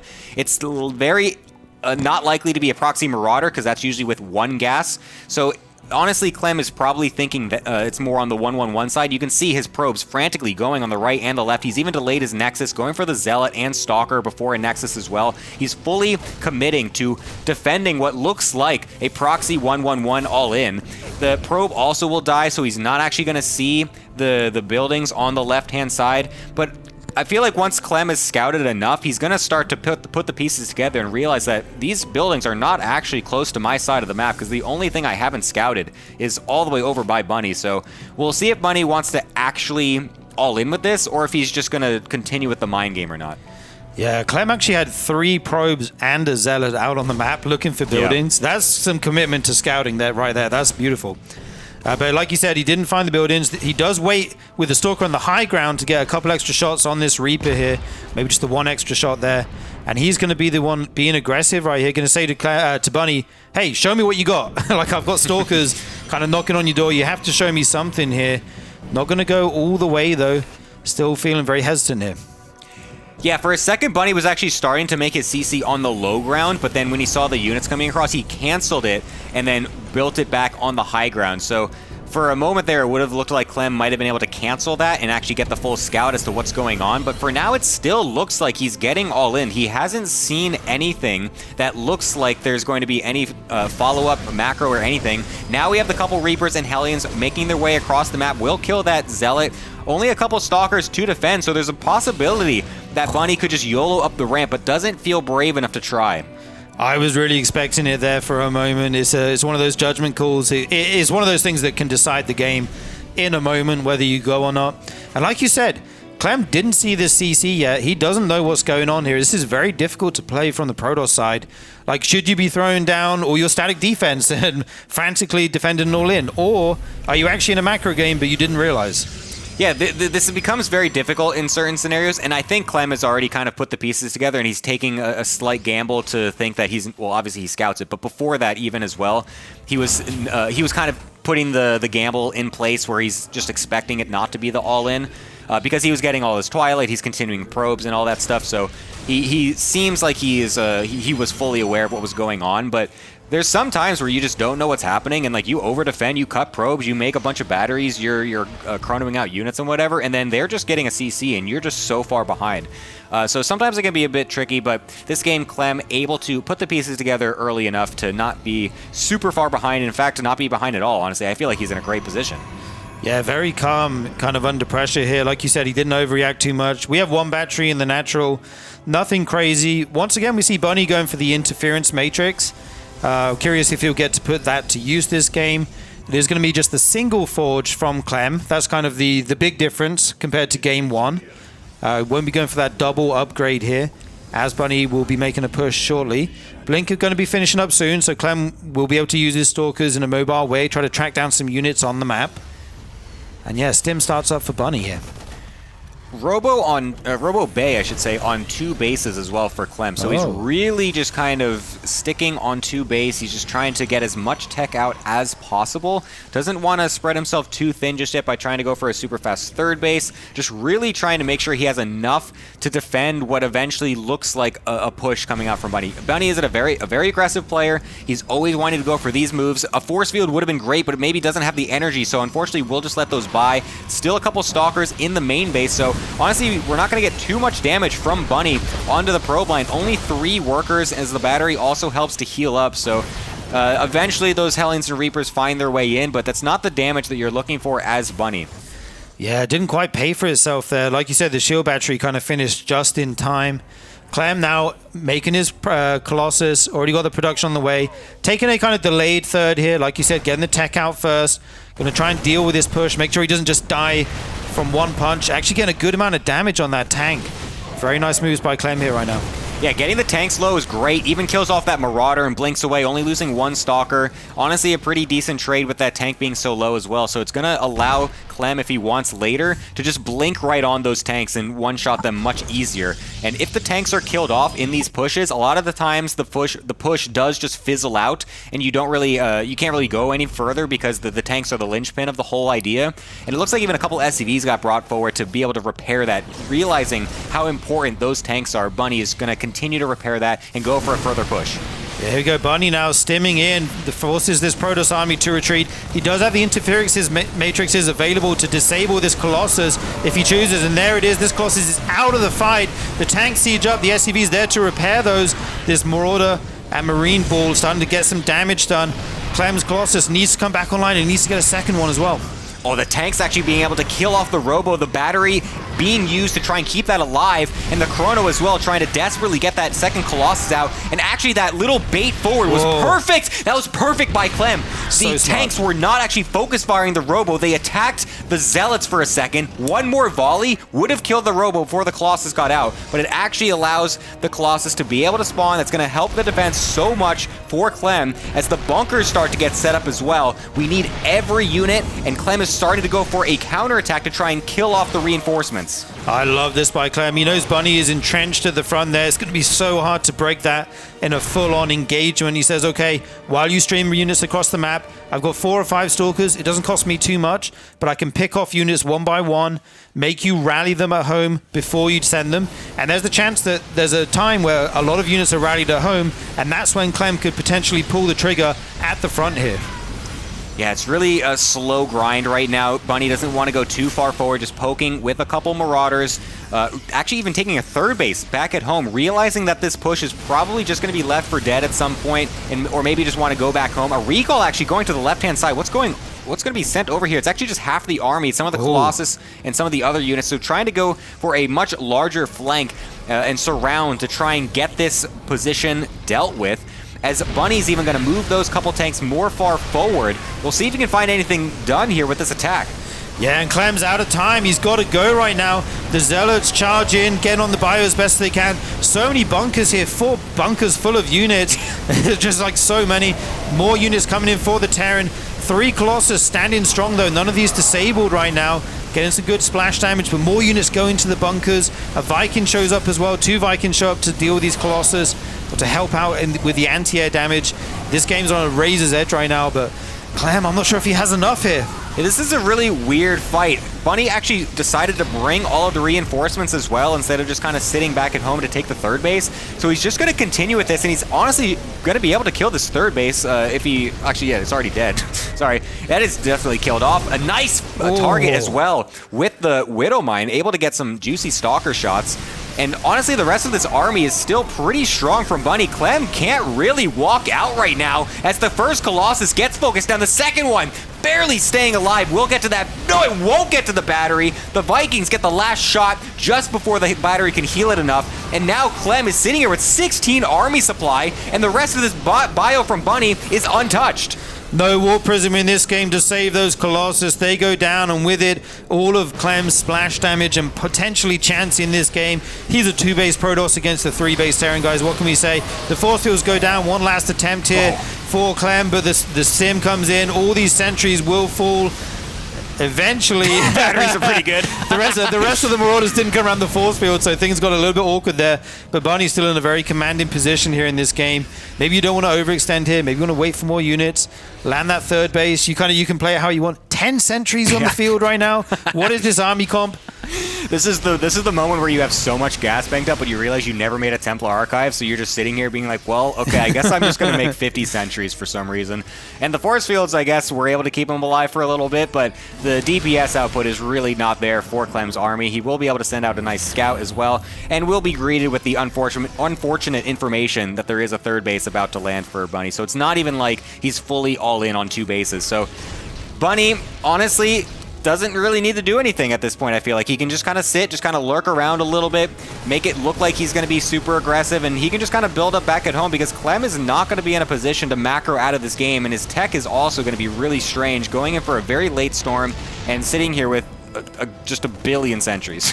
Yeah, so many sentries, dude. Very interesting army comp here. One more order will go down. Clem looking to pick off whatever he can, but this army is so strong, and once you add Ghost to this eventually, after the storm is available, it feels like it's going to be very tough for Clem to get anything done. I mean, he has no Colossus, he has no splash damage. This is straight up bio against force fields right now. Bunny lifting these units over the force fields. Nice drops onto these high Templar. Going to force them to morph, even one going down. And here goes the rest of the Stalkers and the Sentries as well, kiting back as best they can. The one Archon does morph, that's something here. Here comes some more Zealots as well. Clem doing his best to hang in this game, Gemini. Honestly, I feel like Bunny's being a little too over aggressive. Like, I don't really think he needs to make these kind of crazy plays. I mean, like dropping the medevacs, dropping the bio behind the army and stuff like that. A bit aggressive, but honestly, not the worst trade from Clem when you think about what we just witnessed, what those army compositions even were. Like, yeah, I feel like Bunny is trying to be ending the game a little too early here. I feel like it's totally fine just to kind of sit back, get those ghosts out, get a couple Liberators, just kind of chill for a moment, realizing that Clem has been on the back foot. But, yeah, I feel like Clem might have an opportunity. I mean, Storm is done. That was the a big Zealot storm. harass is going to start. There's no way Clem actually brings us back. No, right? there's no way, dude. Don't say it. Don't jinx it. I don't know. The EMP goes down on the Zealots. Bunny will clean this up eventually. Some SCVs do go down, though, and this is buying Clem some time. Here comes the bio, though. Simmons to the third base of Clem. He absolutely cannot let this die. One pylon goes down instantly. And there's some Archons morphing, but they are not in the fight. There's not enough Stalkers here right now. Does dodge that Widow Shot mine very nicely. That's going to fall, and Clem, I mean, there's just no way. You just can't win a game like this, Clem. Yeah, honestly, I thought he had a couple more Templar back at home ready with Storm, so I thought he was actually just going to have so much to be able to defend against that initially and then maybe snowball it a little bit, but it looks like he actually had to put them into Archons, and everything is kind of starting to fall apart at the seams here. The Liberators coming on in, the Ghosts coming in, get a nice EMP on one of the Templar, and the other one is used to get a feedback on the Ghost as well, so no Storms whatsoever. The army supply is massive. Bunny, for the first time in his career, will take a series against Clem's Protoss. Yeah, kind of a sigh of relief at the end there from Bunny. Like, it's always nerve-wracking when you're ahead the whole game and you think, should I just be able to end it right now, or do I need to go home? And then you try and be aggressive. Sometimes you get caught in two minds.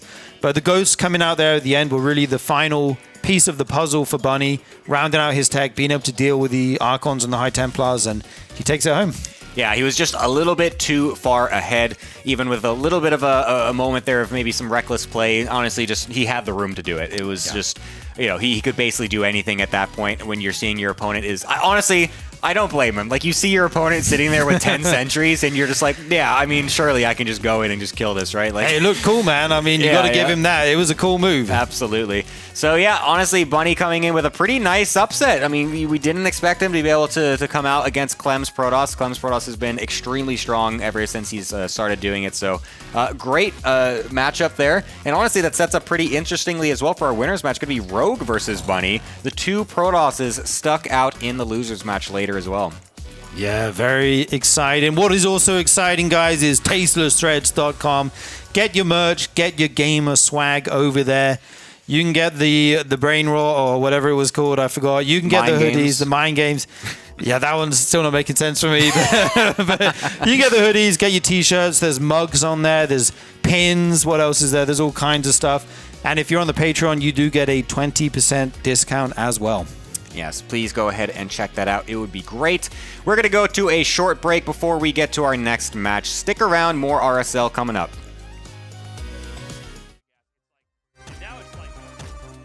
Are we on? Welcome back, everybody. Close your eyes, guys. Ooh, ooh, ooh. This is the RSL. That was an insane series. Yeah. That's not what I was expecting at all from both series as well, by the way. So we have this TV set up like off camera over here, and we're going to eventually fix this. Right now, it's on the same delay as the stream. So like whoever's like not casting is watching basically something like, you know, from the past as far as what's happening here. But the whole time I'm watching, I'm like, well, this is going to be done any second now. Like, I need to get up and get ready. And then eventually it got so close, I'm like, it's still going on. And then I had this moment where I went, did the best of three already start? Like, did I miss that because I'm over here and it's delayed? And I had to be like, no, that doesn't make any sense because I'm in the studio here. And I would know if that had happened. But I had a moment where I freaked out for a half a second. I do that sometimes where I'm on like the subway where I know how many stops I need to get to, but then for a second I'm like, well, did I just miss my stop? Even though I know I'm 30 minutes until my stop. Yeah, like, you spook yourself. You freak yourself out. So, I mean, we're going to go to the winners match here. Someone is going to advance out of Group B. This might be the best day of games yet. Yeah, it's very cool. The fact that both games were also kind of an upset. Like, Rogue, we don't really expect maybe to beat MaxPax super consistently, just because MaxPax has been so good overall as a Protoss player in the last couple of years. And then Bunny, like we were saying, has never beaten Clem's Protoss until just today. So both of the underdogs, honestly, doing pretty good so far in this group. Yeah. You know, it's kind of crazy to see that Protosses are not going to be doing as well so far today. We'll see which one is going to be knocked out. MaxPax versus Clem. Obviously, that's going to be an exciting one. But coming up now is going to be Rogue versus Bunny. Yeah, and this one should be interesting as well. I mean, both these players are very storied. They've played against each other plenty of times in the past, but nowadays it feels like these two players are saying washed is a bit rude, but like, it feels like they are not at their peaks like they once were at some point. Look, you play for a long time. You have your highs and you have your lows, right? Yep. We get people that have played for a really long time, and it takes them years or even over a decade to finally get to where they are. I mean, if you go all the way back even into StarCraft 1, which is even older, there's been people that have been there the whole time who are just now finally finding their footing. But yeah, I think both of these guys historically definitely hit their high marks, right? Doesn't mean they can't come back and do better, but today both these guys are looking extremely strong. Yeah, and this is Rogue's first time in the RSL as well. Right. He's actually a newcomer here, so technically, if he wins this whole thing, you could say he Royal Roaded it. Ooh, man. Look at that throwback term. Yeah, like there's that? a great term, Royal Roader. Are you being sarcastic? Do you hate that term? Is that is that one of your pet peeves, or do you actually think it's kind of cool? I think sometimes terms like that are just kind of funny because they could be like, what would be his first time he came in, he won the whole thing. That's almost, to me, better than saying like a Royal Roader, which is then someone goes, what's a Royal Roader? Because I don't know your weird words, Is Royal Roader used in other tournaments of sports? I don't know. I don't think so. I'm pretty sure it's Ziggy just mouthed something out. I don't know what he just said. He looks like he's possessed. OSL, you're saying? OSL? Oh, okay. Yeah, but I mean, like, I'm like in the English-speaking world. Like, yeah, I don't know. The only time I ever heard it was in StarCraft. Korea has this thing where they there's a lot of Korean words that are actually English words that they appropriated. It's one of the surprising things when you come here. Like, if you learn the alphabet, you'll be reading stuff, like trying to practice, and you realize, oh, it's just an English word spelled in Hangul. But then what happens is you end up with these English words that are actually just not things people say. Yeah. That they'll say to you as an English speaker, assuming that you know what that is. Like a broadcast jocky. Yeah, a BJ. Yeah. That was an aptly named thing. You know how TY got his best BJ award? Did you see that from years ago? Yeah, Frika gave him a best BJ award. It was so funny. When I moved out here and I started working in broadcasting, there's Koreans will say this thing. They say, okay, so we start, you can ment. Yeah. And we'll cue you and you'll ment. And I was going, you mean like mint? No, ment. You're gonna comment. You're gonna ment. And I said, I'm sorry, that's like not a word. And they're like, oh no, it's a word in English. And I'm like, no, it really isn't. I never understood that one. So I think Royal Roader's kind of one of those things. Yeah. I might find it after show. Someone's gonna tweet at me with many Wikipedia links, and apparently this has been around forever and has nothing to do with StarCraft, but. Yeah, I always want to say, he shows up, he wins the very first time. Yeah, I don't know. I always liked that term, actually, when I was, watching the old events and stuff like that. I thought it just sounded cool, Like, it is. He's on the Royal Road. Like, whoa. No, when you say it like that, it is cool, Gemini. I wasn't sold it until you went, he's on the Royal Road. Until you made the cool-sounding voice. Thank you, Tasteless. I tried. I practiced that at home. Yeah, it wasn't cool until he said it like this. Oh, my God, Tasteless. 12-year-old Gemini went, yes! I found what I like. Okay, so we got a TVZ. TVZ right now seems to be leaning back into the direction of pretty long games. Terran doesn't have to try to end it, but they can, right? They can go for the push. They can go for the kill. Kind of a delight to see Rogue and Bunny facing it off. It feels like this is a match from a couple years ago, right? Maybe a GSL match from 3 or 4 years ago. And one of these two guys is going to advance. We should remind everybody that there are no Zergs yet in the in the phase after this for the tournament. There are no surviving Zergs. So I mean, if Rogue makes it, that's a pretty big deal. We were very Zerg light. Raynor was kind of carrying the show in that regard. Yes.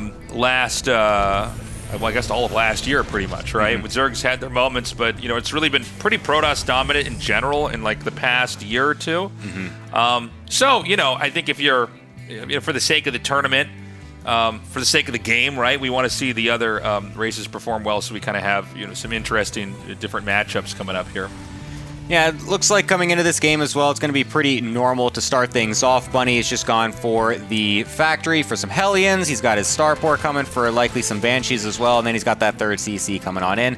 So nothing super crazy out of him, whereas Rogue, again, is just playing super standard from the Zerg point of view as well. So both players just going to come into this map very standard. That's going to be a Viking coming out first here for Bunny. So he's going to be going to deny some Overlords and then going actually into Stim himself for his bio play, of course. Mech has made a comeback as well a little bit in this matchup. So looks like it's not going to be the Mech card coming out from Bunny. just going to be the normal Stim Bioplay follow-up. So, this is, it's going to take a little bit to pick up here. We've got that third command center started, and, this is kind of a sweeping maneuver with the Viking to kind of clear out overlords.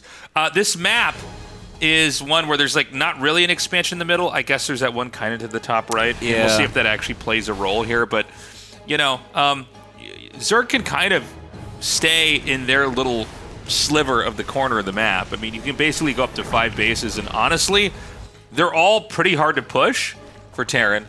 So in some ways, from a growth perspective, I think Zerg's kind of like this map, but I could be wrong.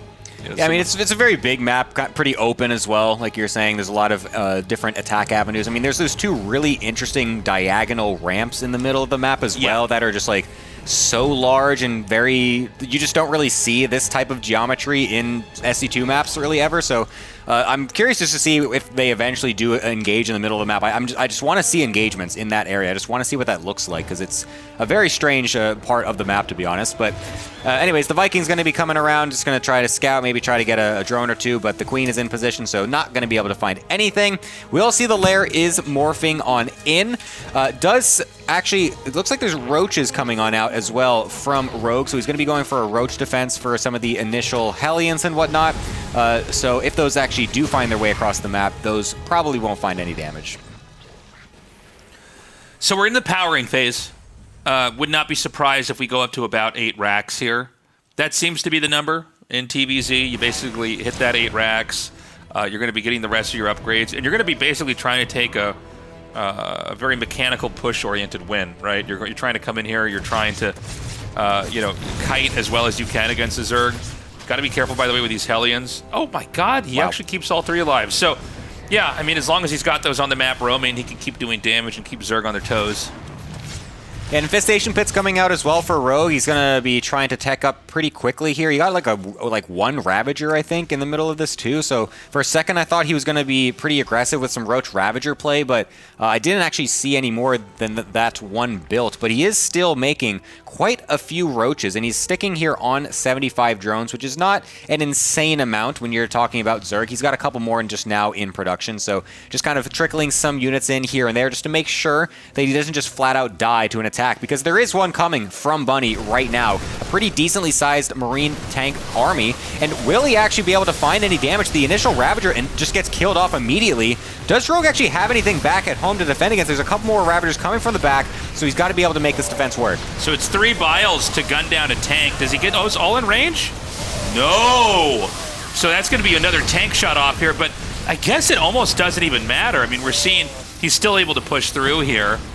And I don't know, that seemed a little bit ill-timed. I mean, I'm looking at the upgrades here, and this just looks like an anti-timing, right? Like, yeah. you basically want to hit right when it's done. I get the idea that you want to sometimes be moving out so that you can really hit at that moment, but he basically lost his tanks, he lost his stuff, and now those upgrades are done. Yeah. And imagine they were done, the fight was happening right now.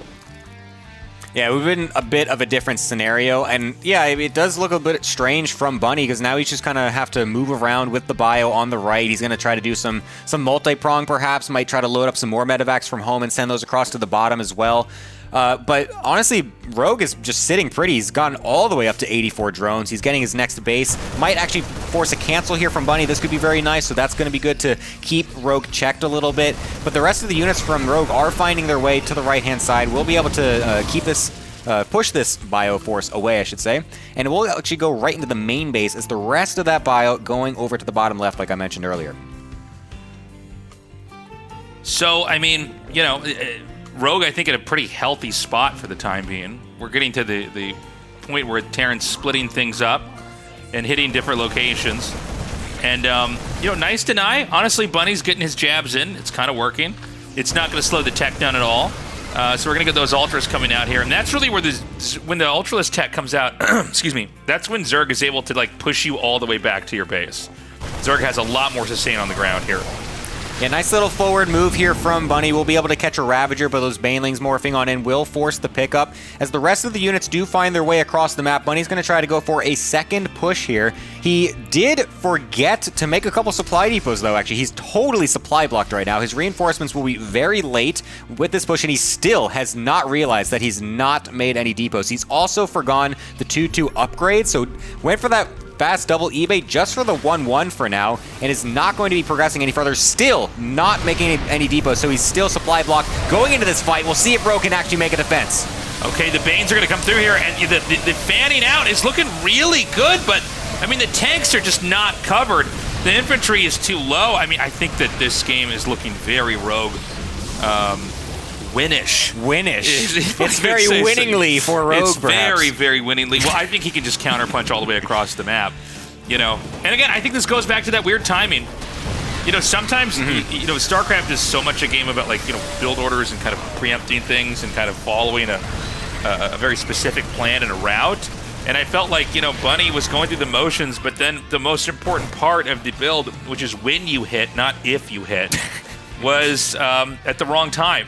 And from there, I mean, you know, you bungle a big push, especially like an 8-Rax 3-base game. Yep.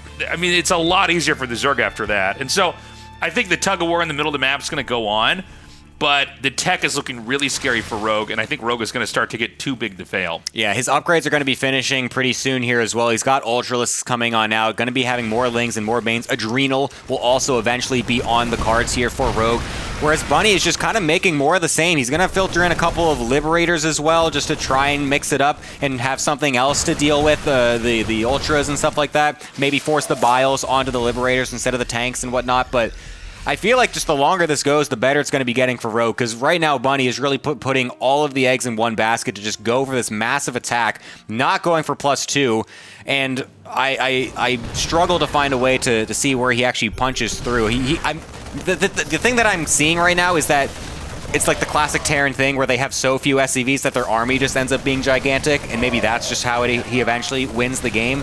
But other than that, I'm finding a hard way to sell this for Bunny, to be honest. Yeah, I mean, let's see what he can do. I mean, you know, if Rogue doesn't attack correctly, that's always one way this can go wrong. But I think, you know, as you can see, when the Ultras are out, he actually leads for a second with those Ultras, but decides to pull the Banelings out. He basically just has to take the next fight or two very, very carefully. And it looks like we're going to have him move in once again, so he's going to try to come in this time around. Some of the Banes actually connecting with tanks, which is not how you want to do it. So Rogue ends up dropping quite a bit, losing Ultras and Banes. You know, we were just talking a second ago about if, you know, he doesn't... Oh, my God. Oof. Beautiful. Oh, nice.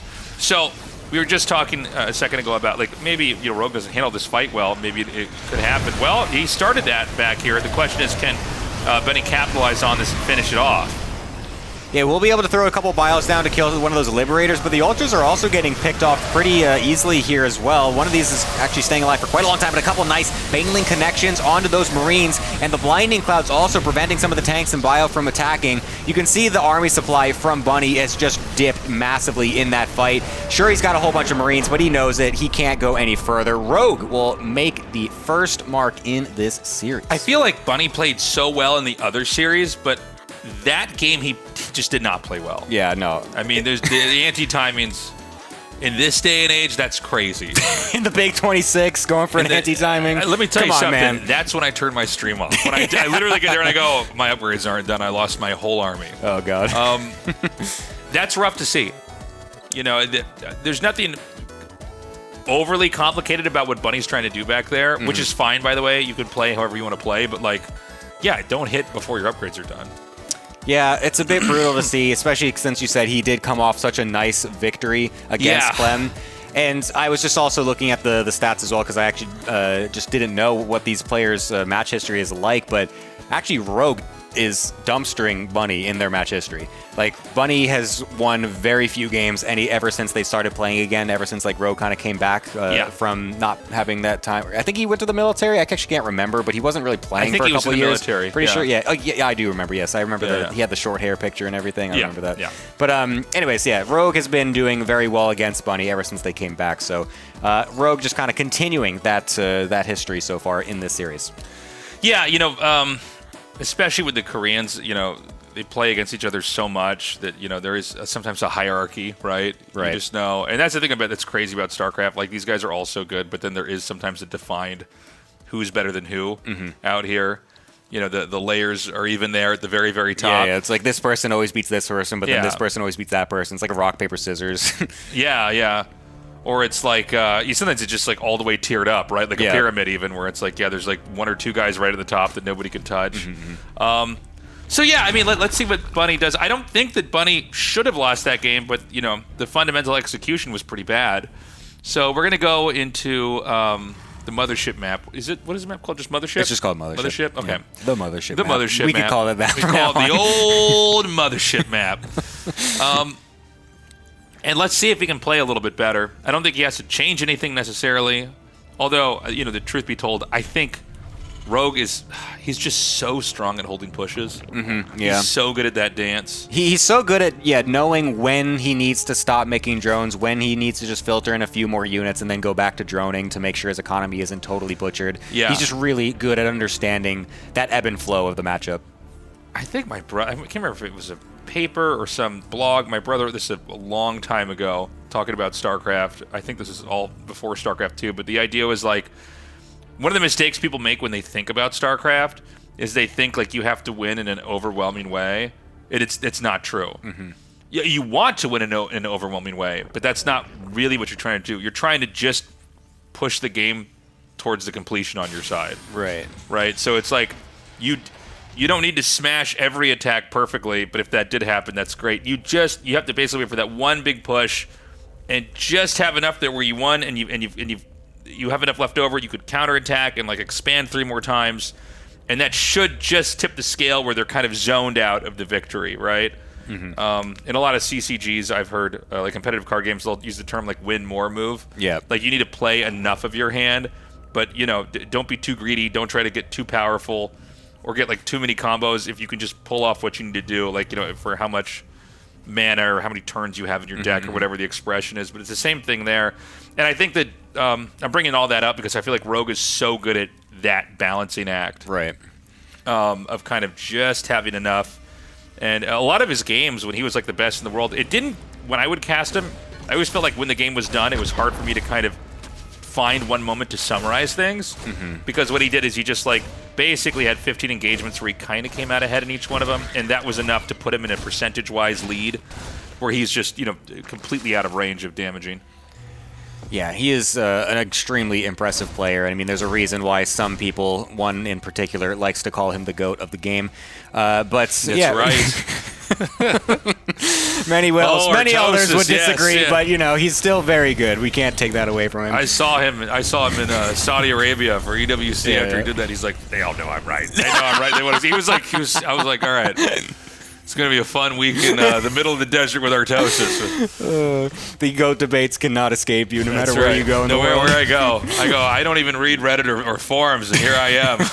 I'm stuck in the conversation. Oh, God. Yeah, I mean, with Rogue being in the condition that he's in, by the way, Raynor knocked out of RSL as well, it's kind of exciting to see Rogue doing this well. Because, like, you know, honestly, I'm kind of agnostic about which race is going to win, because I know there's like a natural cycle where like, okay, Zergs will dominate. Now we have Protosses, and there's been Terrans, and but I always like when there's like a Final Four with at least all 3 races. But Rogue gives me hope that could happen here. Right. Yeah.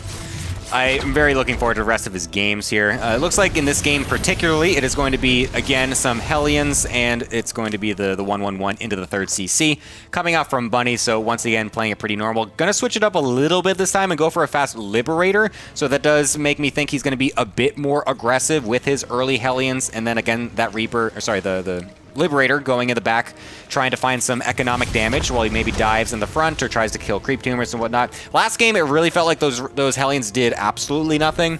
Like, the Roach defense was way too solid. The Hellions really couldn't find anything whatsoever.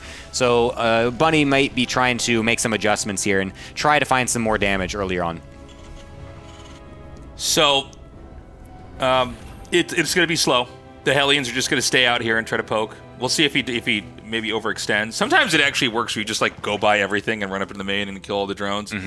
He's going to try to set up something here with the Liberator and the Hellions out here. Some players are more conservative than others with this. So he's just going to slam this Liberator down here right now, take out one Queen.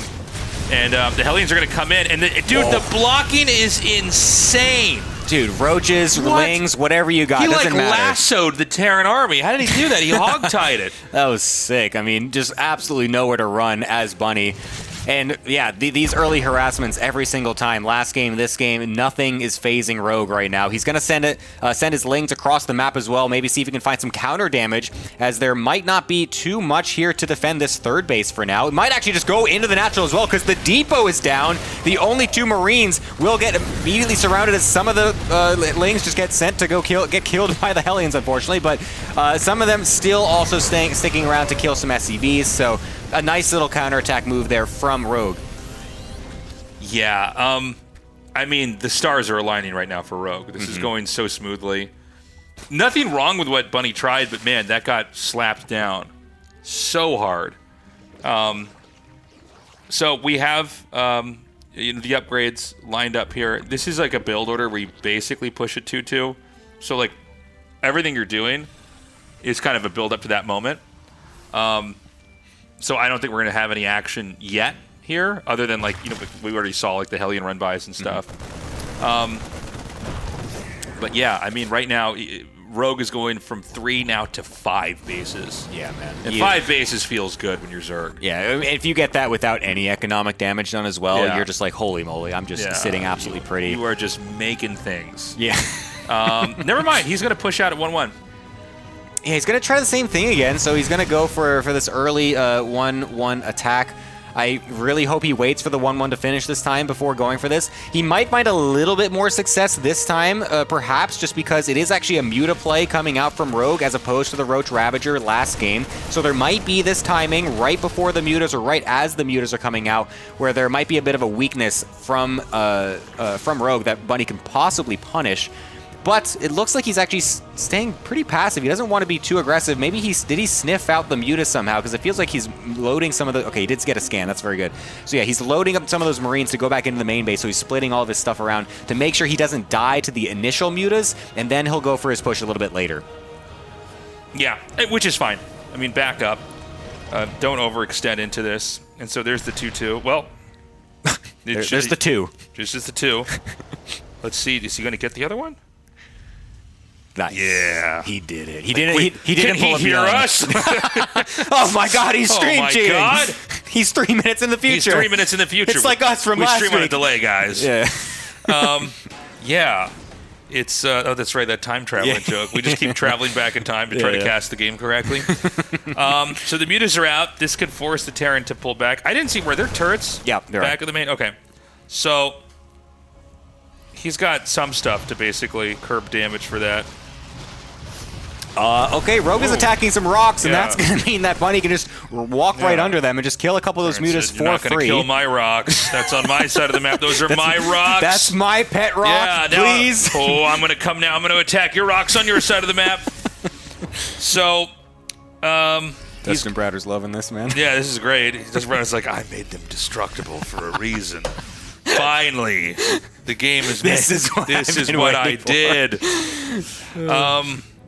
So now, it's going to be about Zerg trying to generate some threats and counterattacks. Honestly, you really got to defend the E-base here, right? You can't let that get picked off.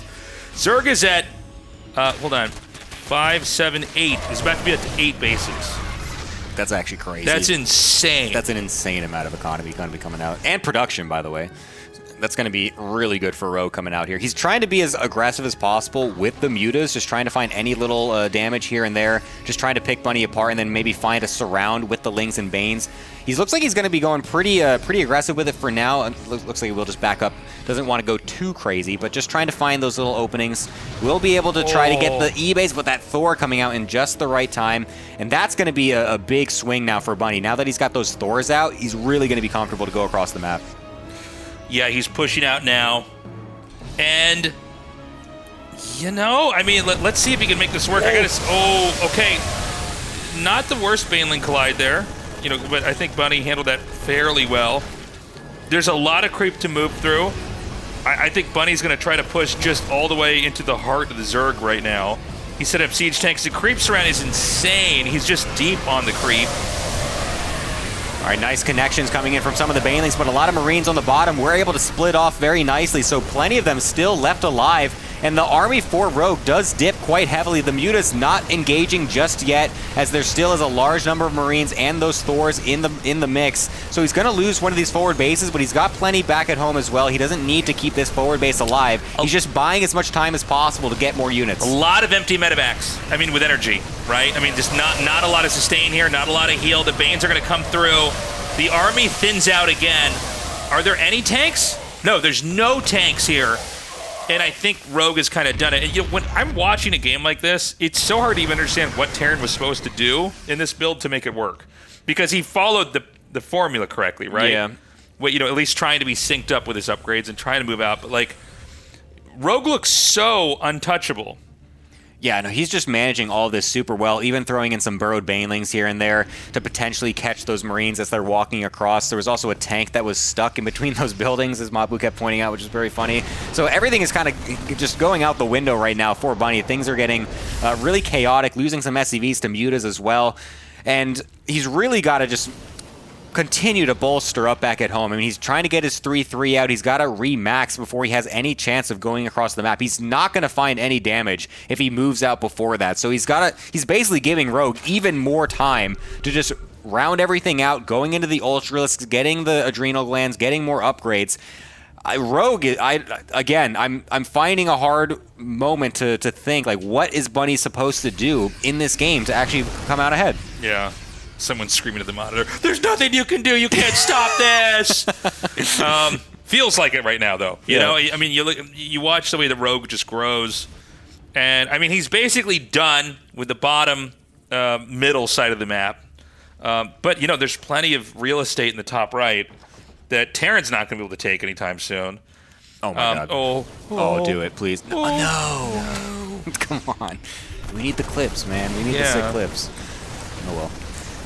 So yeah, he's going to try to move forward a little bit, clearing out this creep. That's the best thing he could do. He needs to get rid of this creep, because the creep spread has been pretty decent so far, and every single fight he's taken was pretty much on creep, so it's allowing Rogue to get really nice surrounds. And Rogue is actually going to go for a big counterattack while this is happening, so a lot of the units are going to be running back on home for Bunny, as he needs to keep this fourth base alive.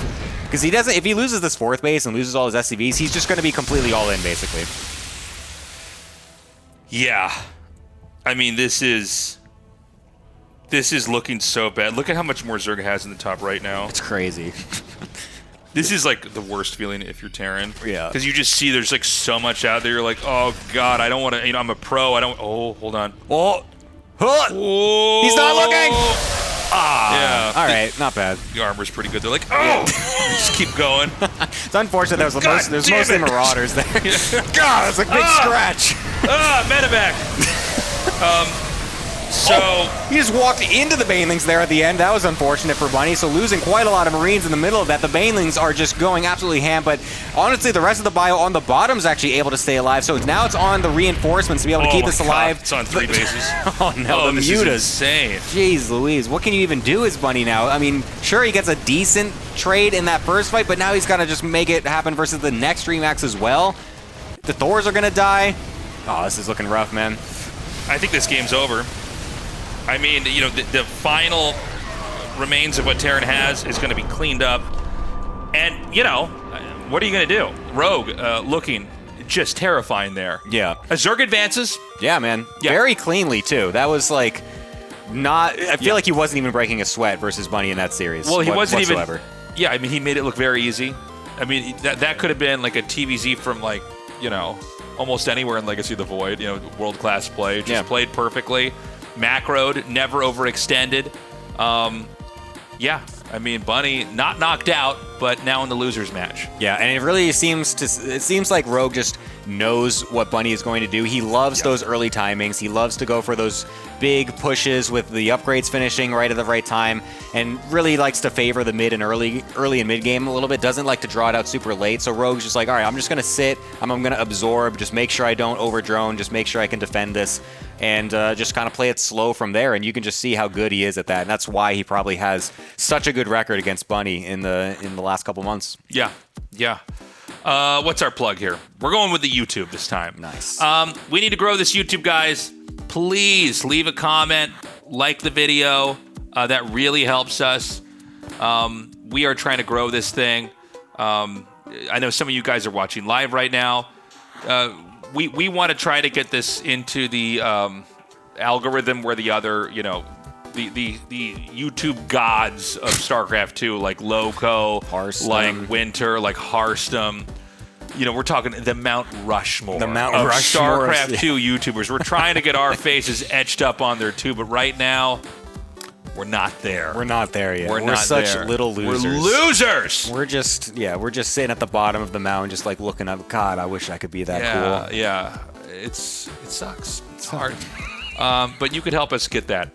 So please, do seriously subscribe to the YouTube. We're going to go to the losers match in a little bit, but first, a short little break.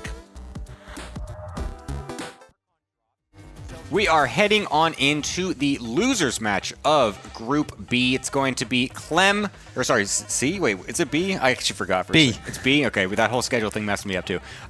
Clem versus MaxPax is going to be the game on the cards, and Clem will be going back to Terran for this one as well. He's not electing to play a PvP against MaxPax, so looks like he just wants to stick there for the PvTs a little bit if he's going against a Terran, but against a Protoss, of course, he's going to be going back to his main race. So all you Terran players can rejoice.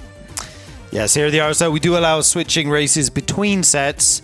Not during the set, right? Right, yeah. But just between sets. So I feel like we were just saying Bunny beating Clem has kind of turned this group on its head. Yeah. Things have kind of turned out unexpectedly here.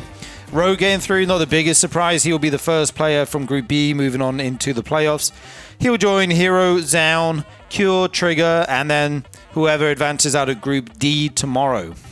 Yeah, honestly, looking pretty good for our lineup so far, and we're going to be heading on into our first game in just a moment here. It's going to be Old Republic as our first map. I'm very excited to see what kind of action gets underway here, because this is a very storied matchup. These guys play each other all the time in all of those online cups, just constantly. I feel like these two play each other like 3 times a week or something. It's like actually crazy. So definitely in for a banger, I would expect. I'm very curious to see what's going to happen here.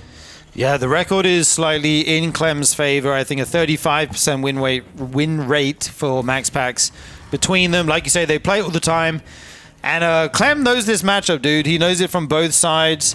It's kind of confusing to see him play Protoss and then go back to Terran and stuff. But he has a very kind of unique Terran style, I think. And I really enjoy watching him play this matchup. So I'm glad he switched back. Just as a fan of the game and as a viewer, it's nice to see. And these guys, like you say, it's going to be a banger. They're at the top of their game. They always bring out the highest level of StarCraft here. Yeah, and it looks like Clem is going to be starting this off with an eBay block coming around and dodging that probe scout. We'll be able to get that into the natural unseen, and we'll be able to throw down that eBay to completely deny the Nexus, so that's going to be a little annoying for MaxPax.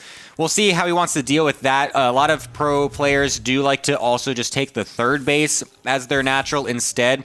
I honestly always am amazed when they go for that, just because it feels like it's so vulnerable. But these pro players are just so good at being able to defend the strange bases. You can see he's even trying to juke this SCV so that way he can actually get it down. Nice. We'll be able to throw that on down.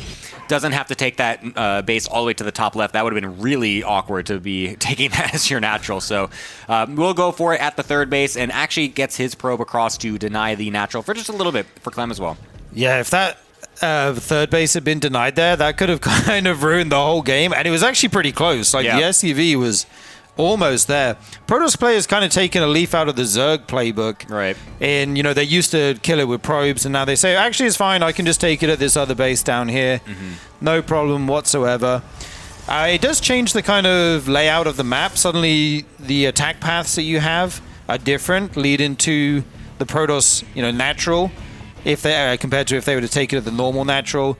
So we'll have to see if that does come into effect. We see the CC going down for Clem on the back of this, and it was a 1 gas opening, so no insanely fast factory. We just see it coming up now.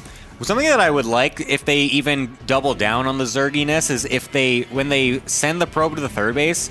I wasn't sure exactly when, but I feel like Clem probably cancels the eBay at some point when he sees the probe so far away. Hide a second probe, like bring that second probe over to the bottom, and then you see when the eBay's canceled, then you can just make it at your natural anyways. I feel like that could be kind of cool, but that could be cool. I feel like they gotta wait for it though. Wait for the Nexus, right? I feel like some of those Terrans, they're so great. They just want their minerals back, man. There's like they just get the quickest moment they can to get that thing canceled. I don't know. I feel like there might be a chance there where maybe you can slip that in, but. Anyways, we'll see how this one continues to go on. MaxPax is just going to be going into the Stalker Sentry. Gets a nice hallucination scout. We'll be able to see exactly what is going on in Clem's base. We'll see that factory. We'll be able to stick around long enough to see the Hellion come out as well, so he won't be noticing any Widow Mine early. So he will know exactly what's going to be coming, as the first Reaper actually gets a probe, as it was too far away from that shield battery. Yeah, and kind of the interesting thing about having the third base as your natural is you cannot make a wall. Like, if you have the natural, you can make a wall that protects both your main and your second base. But when you have the third base first, you can't make a natural. So sometimes units like the Hellion can get into this mineral line a bit easier. He's still actually going to go over to the natural here. He would love to check the timing on this third Nexus. As we see, it's going down very early here at 350. Blink on the way for MaxPax. He's kind of playing his tried and tested macro style here. Yeah, he's going to try to come on up here with the Hellion and the Reaper, but very nice SimCity from MaxPax will make it so that way it's much more difficult for Clem to go in. And honestly, excellent micro as well to be able to keep all of these probes alive. That is very difficult to do. It's very easy to botch that and just kind of lose a thing or two. So honestly, very nice micro, keeps most of those alive, and will be sitting pretty. I was going to say sitting pretty. Sitting pretty prettily? I'm going to... Say that 5 times fast. Anyways, yeah, the Robo coming on up, so MaxPax will be feeling nice in this game. I'm so impressed by that micro, by the way. Like, sending each hurt probe back as soon as it gets hit. Like you said, way more difficult than it looks. I lose 10 probes there, no problems. Yeah. I'd lose 12. Oh, okay, you win. I lose the whole mineral line. I just leave the game before they die. I kick my computer cord out and just, yeah, okay. Anyway, Stim's on the way, combat shield as well. I believe there's no third on the way yet for Clem. I didn't see it going up. It looks like he's gearing up for a big push here. We've got a lot of production in the main, double upgrades on these tech labs. Meanwhile, MaxPax just checking out what's going on with these Stalkers, looking if there's any room to take advantage of any units out of position. And yeah, this Raven going to fly across and be very annoying. Yeah, it's going to throw down a couple auto turrets on this third base, try to maybe abuse the fact that the battery was so far to the left, but very nice reaction from MaxPax. We'll be able to keep all of those alive. But that Raven will still just be able to sit back in that little corner, just kind of recoup some of its energy. It's going to go in for a small scout and then just go back there. So yeah, you can just kind of keep that there if you want. Or you can even just bring it home as Clem, as MaxPax doesn't seem like he wants to go out too far on the map with any more of his Stalkers. So he will be able to keep that alive. Meanwhile, it's going to be the Robo follow-up from MaxPax, so none of that fast Storm play that was so popular last year. It's going to be going right into the Colossus and plenty of more gateways, so he's going to be going for the Colossus gateway style. Something that's a lot of players don't always think is the most incredible style, just because, again, Storm can sometimes be so strong against these early pushes, but we'll see if Clem can find a timing before there's any Colossus out. Dude, Clem juggling individual Marines in and out of that medevac, trying to make sure no Stalkers pick them off. Really nice micro there, and here he comes. He's moving across the map. There's actually a medevac here in the third base of MaxPax. Not going to pick off too much. The shield battery is there, forced to lift into this airspace, and it looks like he's trying to buy himself some time or open up a position for this tank to get where it needs to be to siege up and start hitting something. Yeah, and this is hitting before Colossus is even started, so this is going to be a long way out for MaxPax. He's going to have to defend with just the gateways, but it's going to be great and easy with those couple force fields right on that ramp. That was excellent. Able to force Clem to pick up and get on out of there, so really clutch defense so far from MaxPax, buying extra time for that Colossus to stay alive, and now the Warp Prism comes in for the backstab as all of the units are rallying across. This is going to be really good for MaxPax. This Warp Prism is so well timed, just as as Clem is trying to make his move here. He suddenly has to worry about that back home. Whilst Micro and his army at the front, you have to be careful on both sides here. Even pulling some SCVs, 5 going down. This is really good for MaxPax, nice. And he's on the tank already. The tank falls, the Widowmine goes off on only one Zealot. That's perfect. And Clem's forced to retreat here. MaxPax dealing with this extremely well. Yeah, this is just perfect from MaxPax. Delays perfectly long enough with those force fields, allows the Prism to get the backstab, and then while Clem is distracted, pounces on the attack, kills off the tank with a nice flank of Zealots, goes in with the rest of the units, forces Clem away, and is now able to take this 4th base cleanly with his Colossus coming back as well. MaxPax takes a really nice advantage in this mid-game. Even finds this Raven randomly in the side. This is looking great for him. That's a very nice pick-off there. That Raven looking a little bit lost ahead of the Terran army, and I like how quickly he takes the 4th. As soon as the pressure is off him, he says, okay, I'm safe. I'm taking this 4th base right now, and it started just before the 3rd of Clem finished. If you get a cancel on this Nexus, that would be nice. The Protoss army out of position right now, and it is forced to cancel. If he can keep these medevacs alive... Oh, 1 goes down. Lucky not to lose 2, perhaps. Yeah, he was really trying to split the fire there. You can see he was trying to go for the furthest one and then hopefully get one more shot from the Stalkers onto the weak one, as that's the one that actually had all the units in. And of course, he can't really know that. It's hard to notice where they get picked up into. But regardless, they will just get found anyway, because 2 Stalkers diligently left behind by MaxPax. So nicely done to be able to kill that off. And it looks like he's trying to mount an attack over to that 3rd base now as well, since all of his army is moving over there, and he's got his War Prism still alive to the left-hand side. It was denied by a couple Widowmines, but not actually killed, so he's still going to be able to launch this attack and potentially bust down this 3rd base. Yeah, this army from the Protoss is looking quite large right now. A ton of Zealots, Colossus in the back, 2 of them firing away. No Vikings inside. They will reign supreme. Right now he's hit a CC. He needs to bring that 2nd Colossus into the fight. The SCVs are pulled. The splash damage, though, is a lot here. Clem just trying to hang on, but he's taken so much economic damage in this fight already. It's just over. Game. Jeez, MaxPax with a clinical game number 1 on Old Republic. This is now very interesting. Clem is 1 game away from getting knocked out of the RSL first in his group. That's like... Dude, if Clem and Reyna don't go out, make it out of the groups, it's a bad day for Europe, man. That's insanity, actually, that this could actually be happening. I mean, MaxPax just steamrolled him. Like, that was just so perfect. Dealt with the eBay block, dealt with the harassment, dealt with the actual push itself, and then just launches himself across the map. I mean, that prism timing was so excellent. That's like the understanding of when to...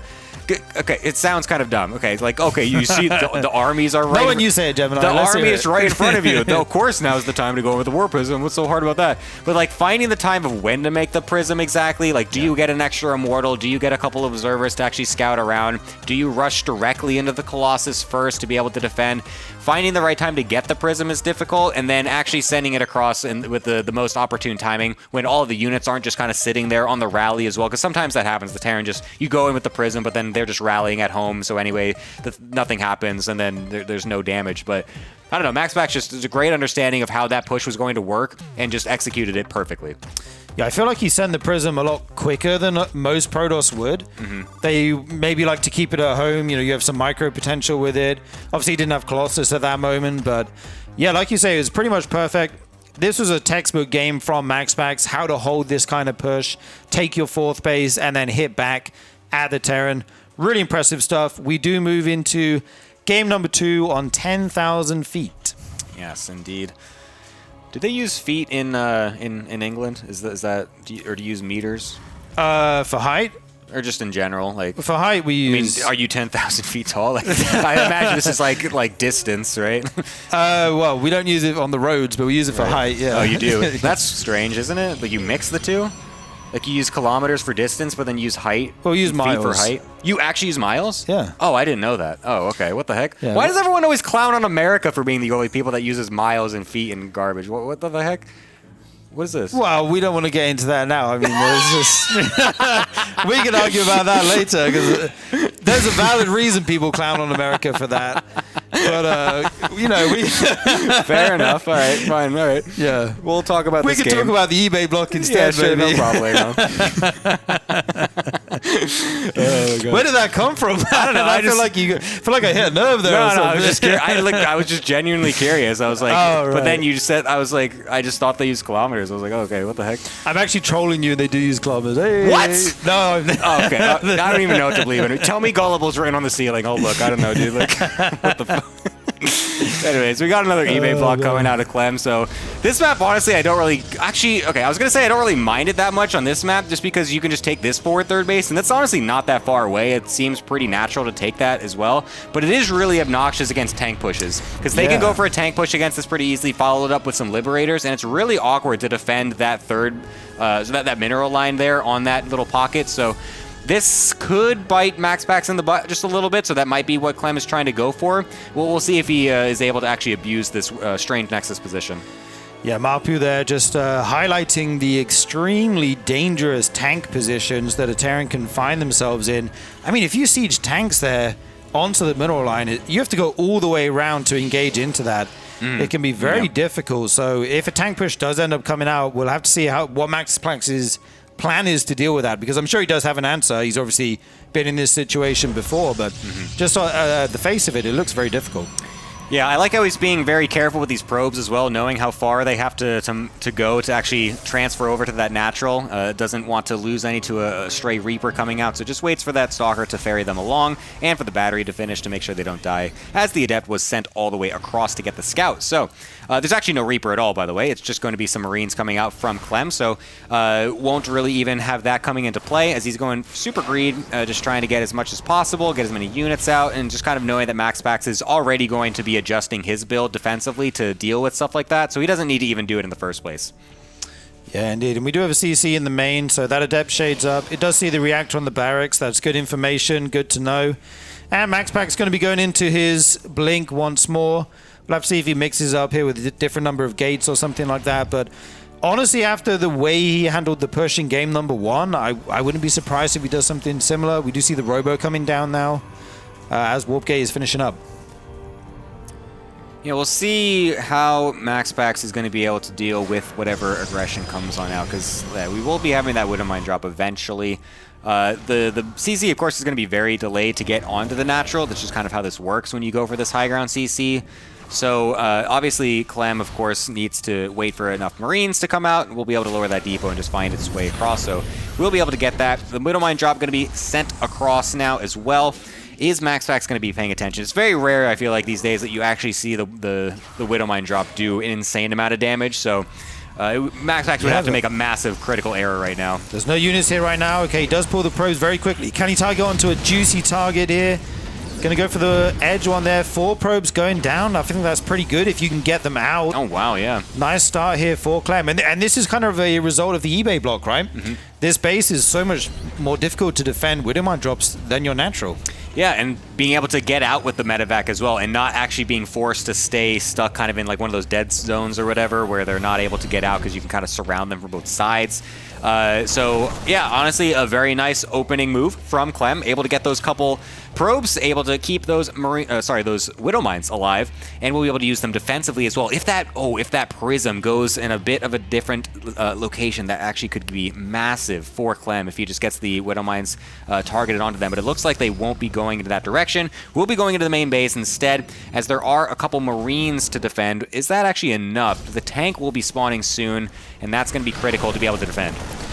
Yeah, I like this blink up. Going to catch these Marines with not much support here. The tank does pop out, but is it a good time or not? Will it fall? The meta... Okay, I thought he was going to just go for it, but of course the medevac can pick it up, and then you could end up losing some Stalkers. These Stalkers will one-shot SCVs with 4 of them. Oh, if he actually fires with all 4 of them. Could have been another SCV or 2 going down there, but this is good damage. Oh, the mines from before find a juicy target as he's microing in the main. Yeah, that was pretty nice. That was like, I think, 3 Stalkers just getting killed off by each of those mines. So that's excellent to find those rallying across. Obviously, MaxPax has no reason to suspect those just to be sitting right there. So Clem, with good foresight, will be able to pick those off. But there's still more commitment coming from MaxPax. He's not done with this pressure. He sees blood in the water, wants to continue up, just blinks right on top of this tank, loads up the 2 weakened Stalkers as well, and will continue this attack. The tank is on the low ground on the right, so it's not able to contribute just yet, forced to bring SCVs into this fight to keep this base alive. And so far, MaxPax is still finding ways to get damage. If he can just keep that tank count as low as possible, he's still going to have room to move. Yeah, well, MaxPax in control in this game right now. The SCV's been pulled in both the main and now in the natural, getting ready to repair this bunker if need be. He's pressuring with the main on the left, with the prism on the left side, sorry, towards the main, whilst this Stalker Force is at the front. Clem needs to stabilize here for a moment. And I mean, MaxPax is on 3 bases. He's making probes very efficiently. He's got his observer on the way for some detection. And Clem now throws down a CC, and he's getting a Viking, so he can finally deal with this War Prism.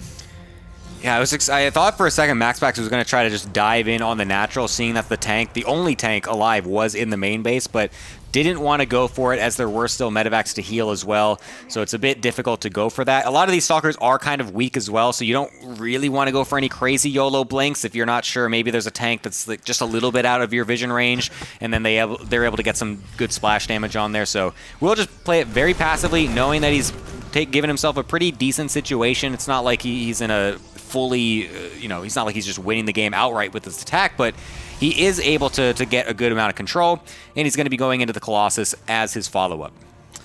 Yeah, Colossus on the way, Thermal Lance as well. That Forge now only just finished, so he will start to get his upgrades going here shortly.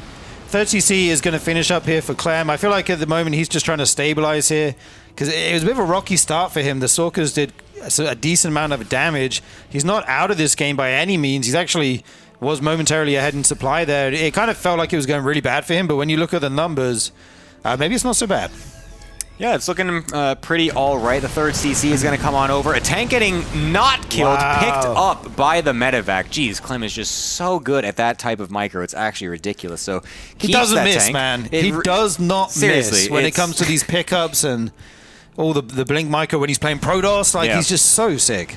Yeah, it's really nice to see. And you want to keep those tanks alive. They're the linchpin of these attacks. Whenever you do eventually go for the forward move outs as the Terran, you want as many tanks alive as possible in the earlier stages, because it makes it so difficult. And it puts a clock on the Protoss to actually engage you, so that way they don't just slowly pick away at your bases and whatnot. So getting any of those is great. Unfortunately, Clem is going to deny that for MaxPax. A forward blink going to be able to kill off a few of these trailing units from Clem, as MaxPax is actually making in a position to try and contest this third base yet again.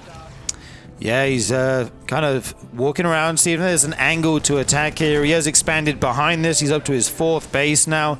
The probe count is going to get out of control pretty quickly here if he keeps making 4 at a time. This War Prism is found. There is a Viking out now, so that can be shooed away. Some bio comes over to clean up these Zealots, and it looks like MaxPax, he's not going to commit too hard here. He's just sharking around, seeing if he can find any damage. But Clem looking very solid right now.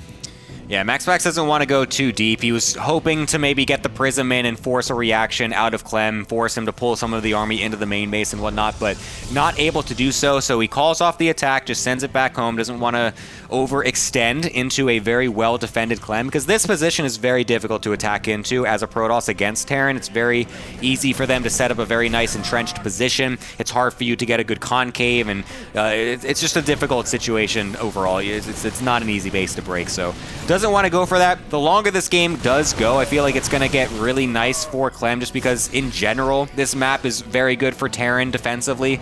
Like I was just mentioning, that forward base is just very hard to attack into, and a lot of the exterior ones as well. It's an easy turtle map overall for some of for the Terran late game. So yeah, MaxPax wants to find some avenue of attack, but will Clem let him? I'm not sure. Yeah, this looks like it might be our first long PVT of the night. Most of them have kind of been decided by the first push or two. We do see Ghosts coming in now. MaxPax already on the way to Storm, so that will be very nicely in time to deal with that. And MaxPax has had a lot of map presence, a lot of map control, and he's using it to expand like crazy behind this. He's already now up to, 6 bases. We know Protoss will often go up to 7, 8, even 8 bases in this matchup at the moment, while the Terran goes for a big army. But never mind that, here we go. MaxPax pulling the trigger. Suddenly, these Zealots all charge in, a lot of them getting melted. The Colossus gets some good shots off, but will fall eventually to these Vikings. And MaxPax, I don't know, he came through a bit of a bottleneck there, and that was a pretty good fight for Clem. The thing is, MaxPax has the economy behind this to keep trading. was able to kill a lot of those tanks, so that's actually a nice win for MaxPax. It's going to really negate the amount of just kind of hunkering down that Clem can do in some of this late game situations, as the ghosts do start to come out as well. I was a bit surprised that he did go for that attack just so suddenly with no like prism on the back end or anything like that. It was just a straight up attack. And it honestly traded pretty decently for him. I thought for a second he was going to get overwhelmed, but able to manage the fight very nicely. Now going over to the left-hand side, a different position, while the Prism tries to shark around and find a way into the natural or main base. Will drop a couple Zealots over to this other side, and now going with the main base, with the main army, as the main base warp-in does go down, as there's really not too much to defend there. Yeah, Clem kiting as best as he can here. There's a lot of Protoss. Storm now in the mix as well. We're going to need to see some EMPs at some point. There's actually a ton of bio in the main to deal with that War Prism. A big Storm goes down on all that bio, and the SCVs, 24 go down already. This Protoss army is absolutely wrecking everything right now, and there's way more where that came from. When you're on 6 bases, you can keep making units for days. MaxPax in a very good spot here. Yeah, he's really utilizing this position pretty well. With the Prism going in at the same time really shows what type of damage you can do. That's what he was trying to do earlier on in the game when he was posturing, but the Prism did get denied. You can see when it pulls away half the army of the Terran player, you're allowed to just pounce with your main army on that forward position, and you're able to get some nice storms because they are distracted. They're dealing with 2 positions at once. You, as the attacking player, don't necessarily need to look at the warp-in as much as they do need to look at it defending. So he's able to get some pretty nice engagements, and so far MaxPax is trading decently. You still need to keep this up, though. You can't just take 1 or 2 good fights like that as the Protoss and expect yourself to just kind of walk away with the victory. The Terran, if they're able to continue to just sit and turtle and able to get enough Ghosts, enough Vikings, you will eventually get outscaled, and it's very difficult to take these late games fights. Once it gets super crazy long, these late game engagements get very Terran favored. Yeah, while some of these fights from MaxPax might not seem like the ideal fight, they are completely necessary, as you do not want to allow the Terran to get maxed out, fill out their tech tree, get a huge number of Ghosts, Range Liberators. All this late game Terran stuff is very scary for the Protosses. So that's why we see him being so aggressive and trying to trade out before Clem can get maxed. His War Prism sneaks into the main whilst all these Storms go down at the front. The Vikings going to kill these Colossus. Actually, pretty quickly, the Stalkers all blink away. These Colossus and Archons left for dead. And Clem suddenly making some headway in this game. The snipe on the High Templar, and this is where it starts to get scary for MaxPax. Yeah, he really all-ined on that base, just tried to click it down and kill it as quickly as possible, but it allowed him to lose all of his Colossi, a lot of the Storms as well. There's really not too much now to defend. He's only got 68 army supply, and a lot of it's just Blink Stalkers. And this army from Clem is not going to die anytime soon. A nice counterattack, very well timed from MaxPax, as he needs to buy some sort of time and cause some chaos. Will allow him to go on to the right-hand side army with what he's got, but I don't know. It feels like there's still a good amount of bio here. Yeah, he will be able to disengage that nicely, but keeps the base alive, which is a nice win for MaxPax, as he still has a large probe count. Yeah, look at the difference in army supply here. More than 40 ahead is Clem, and he's going to put it to work now. He did leave that 1 base alive there. It would be nice if he could finish that off. Actually lands the Vikings as he sees there's no more Colossus in this fight. High Templar is trying to use these Storms, the new Storm, to zone out this bio for as long as they can, but eventually they will run away. Goes to the front, looking for an EMP, and it lands on everything there, Gemini. Yeah, that's a nice EMP. We'll need to get those Vikings back in the air to kill that 1 Colossus. A flank of Zealots over on the right side will be very good as well. So much of this bio is very weak. The Medivacs were not able to heal them up, so now MaxPax takes a massive swing and actually wins the game out of nowhere. An incredible, decisive move from him. Even with that great EMP going off on the Templar, even with the Vikings killing the 1 Colossus, the amount that the bio was stimming, that in the last like 2-3 minutes, meant that he didn't actually have the sustain to continue all those fights. And with that 4th base going down earlier as well, it ended up being the correct play for MaxPax to target that down, because he knew he had the economy behind it to be able to recoup enough. Playing it like a Zerg player, knowing he might win 1, 2, 3 engagements, but the 4th one, the 5th one, those are what's going to land, and that's what's going to give him the victory. Yeah, I thought Clem might be making a comeback in this game. He had a few key fights. He took out a lot of the tech units, you know, the splash damage of the Protoss, but I mean, the economy was just crazy. I think he was up to almost 90 probes there at the end. This is kind of the new standard meta in the late game for TVP.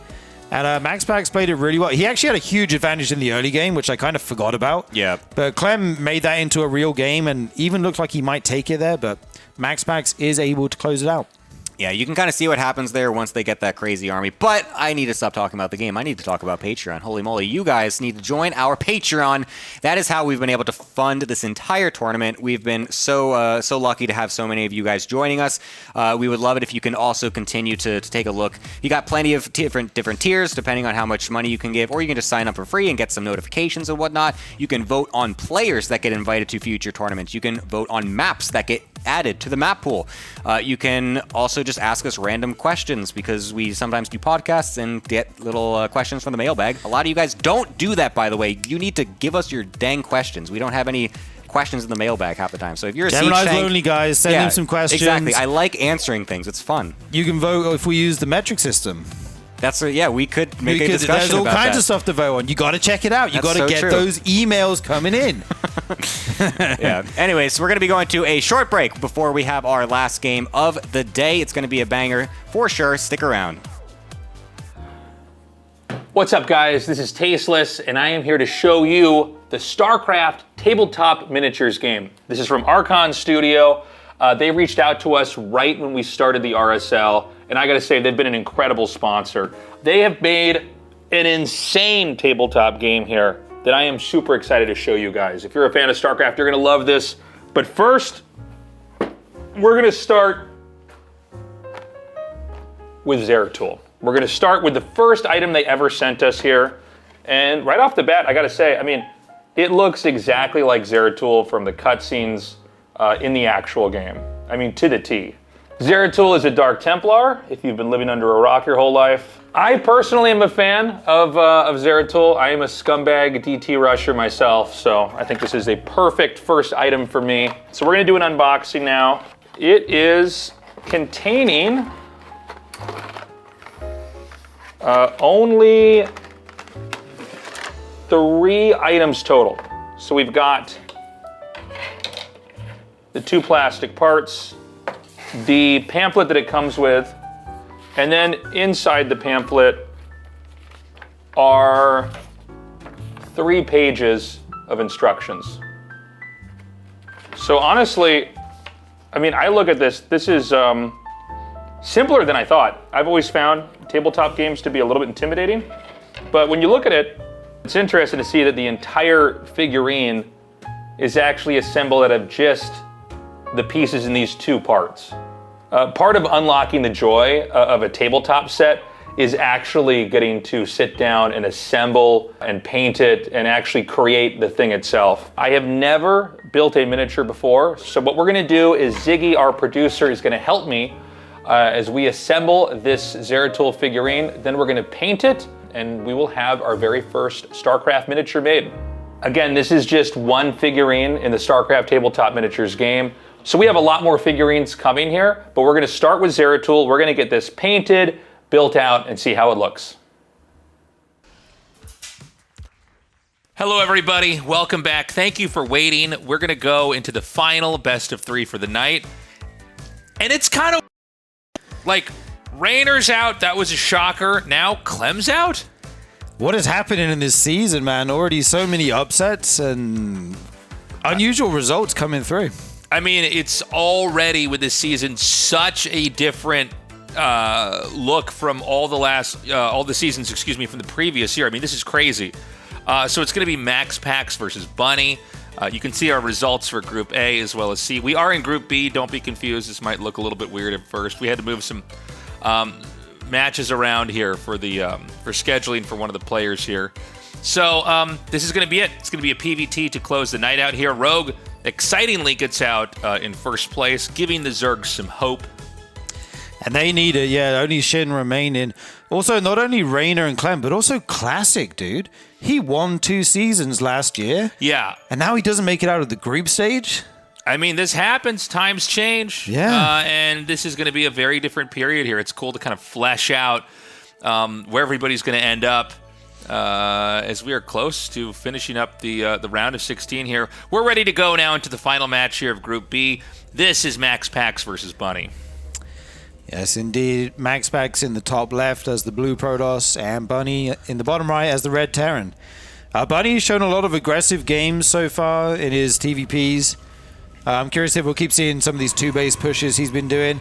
I feel like MaxPax is so good at holding these, though, that I'm not sure if that's the way to go. But I'm also not sure what else you do against MaxPax, because we just saw him beat Clem in a late game as well. Yeah. I mean, MaxPax is a really scary player to go against. You know, Bunny, in some ways, had the most surprising performance. I mean, it was rough to see what, Raynor was able to do to him, right? But I think Bunny's got a real shot of making it here. You know, I mean, sometimes you look at a series like the Bunny Rogue thing and you think there's no way Bunny can win this season just based off that game alone. But maybe he makes it out here and is able to avoid Raynor. You know, sometimes your best hope is someone else has a solution in the bracket and you know, that threat is eliminated. But this is going to be a fun one. I think it's slightly MaxPax favored, but I could be wrong. Yeah, I also feel the same. I feel like MaxPax is very strong in this matchup, and it looks like eBay blocks are just kind of the meta right now between these players. We're seeing it basically every TVP we have. The Protoss going to take this space here. Got to be careful the SCV doesn't get there first. I feel like, is there going to be a point where they just like make that bunker with like half the HP that it has and send the SCV a little bit quicker to make sure they can block that? It makes you wonder, and then you know there's like a point where like, okay, well, like how many blocks is actually good? Where like you're supposed to be spending your own money at home, because I've definitely experienced that where I'm like a little bit too crazy about interfering. But yeah, I think there's something to what you're saying there, right? So it's going to be one of these a little bit weird-looking fast expand games. I don't know how punishable Protoss is when they have their second base out here, but there are some sneaky plays you could do. You know, a lot of these fast expand builds, you kind of combo them with 1-1-1 builds with drop. So let's see if that's something we're going to have here now. Yeah, indeed. There is a big airspace behind that base where you can fly a medevac, you can fly it into the main, you can hit the natural of the Protoss, you have your options, and it's a little bit difficult to split your units as the Protoss. That can come into effect. We do see the CC and the factory on the way for Bunny. He's got that reactor on the barracks, going to be making Marines 2 at a time for the moment. And he's also got a bunker up as well, just to make sure he's safe from any early Protoss units which may be coming across the map. Okay, so, you know, the Twilight coming along here, we're going to see that tech. If I'm guessing anything, it's going to just be Blink over here. I thought he was going to get up there for a second. Yeah, it's kind of interesting. You raise one depot and then the other one like a second later. Yeah, funny rhythm there with the depot raise for sure. So, you know, right now the Adept's just trying to peek in here and see if you can get any information. That first Hellion's going to come out across the map, and he's actually going to catch this Adept. I mean, it seems like MaxPax wasn't quite being attentive. Yeah, the second one does join up with it. We'll take out another Marine here. This one falls back to the bunker. You can just walk past that, though. That is a thing you can do. The SCV will have to run away, lose a little bit of mining time, and then I guess the Adept will shade out in a moment. Yeah, so it's going to be the Robo off of 2 gates, but there's nothing to protect this. You know, this does come back to that second base being stuck out here. You know, you don't have that kind of comfortable natural spot where you can kind of wall it off with a couple of buildings and make it a little bit difficult. Not that MaxPax gets that many kills here, but yeah, I think it's a pretty smart move. I think Bunny, by the way, might be gearing up for an attack here with the Raven coming out, the tank. I don't know. It seems like, you know, we don't have another command center just yet, and again, that Nexus is sticking out. Maybe he does want to do some kind of sharp 2-base timing. He seemed to want to be very attack early oriented here today. It's been very action-packed games here from Bunny. Yeah, that's kind of been the theme of his games. Aggressive off 2 bases, and also with a Raven, right? We've seen him make a Raven in basically every game, sometimes with Interference Matrix. This time without it, he's going to send it across, drop auto turrets at the Protoss mineral line, and just harass those probes for days. This Adept still trying to get some information here at the front with these shades. You just keep sending it up the ramp intermittently, see if there is any info you can glean. And MaxPax has a Warp Prism on the way, and that was kind of the hero unit in his last series. This Adept will just make it away there. Okay, Warp Prism out. It's funny, I was talking about how there could be an attack coming in here, but with the opening that we're seeing right now from Terran, from Protoss, we're going to have the Warp Prism come across the map. There's going to be a little bit of Stalker harass here. Now, the auto turrets have been thrown down and some workers have been killed. Yeah, he actually dealt with that one quite nicely there. Already had the Stalkers in position. And MaxPax, this is where you can start to find some holes in the Terran play. Like if you're not in position, if he catches you lacking, you will lose some workers. We do have one tank there, which is covering this mineral line right now. A couple workers going down, not the end of the world. Was that some friendly fire there? I'm not sure exactly what happened. This Raven in trouble is going to run away, drop another turret here. There's some Stalkers being blinked in, though. Warped in, sorry. Can they blink down and catch this is the question. It will get stuck in the airspace there. Yeah, you're basically, that's your home now, Raven. So he's going to be there for the rest of the game unless he's able to sneak out later. Sometimes you can try to push when a Raven or a medevac gets stuck in a moment like that if you go really fast. And so he's going to move out now. Now the War Prism's going to see this. Could he like snipe the tank maybe? Oh, I was thinking that too, Tasteless. Yeah. God, we're good. We're so good. You're lucky we're not in this game together in Archon mode is what I'm saying. We'd have like half the supply. I know, right? I'd be like, don't push yet, don't push now. So he's going to try to just come in here and clip off the units that I thought you were making workers. What do you mean? Who's macroing? Who's attacking? Oh, my God. He's going to try to hit right now. And I don't know what's actually over at the third base, but he can set up a little foothold out here. Okay, so one Immortal, and the Robo is at this point, too. So if he pushes this, he could take the Robo out, and it's going to be only Gateway Tech. Yeah, sometimes that can be a game-ending move. We see some force fields go down right now, but there's actually not a Protoss units here going to be forced to move back to the shield battery, and this bio is hitting so hard. The tanks now siege up and join in with this army. And like you said, Tasers, the Robo goes down at the front. Yeah, he takes it out, and that means it's just like Zealots and Stalkers out here fighting. MaxPax is in Trouble Town. This is so bad. I think this game's basically over. I think Bunny wins this. He's in Trouble Town, in Worryville. Yeah. And all sorts right of... down, this is so bad, street. Down Terrible Avenue. Yes, it's okay, GG. GG is called. Wow. Bunny still making these pushes work. Yeah, I like it. It all comes down to the eBay blocking it. I've had a lot of games where I talk about this, and I'm like, oh, his second base is kind of in a weird spot. A lot of games, nothing happens, but this game, he did push early, and it is hard to stop.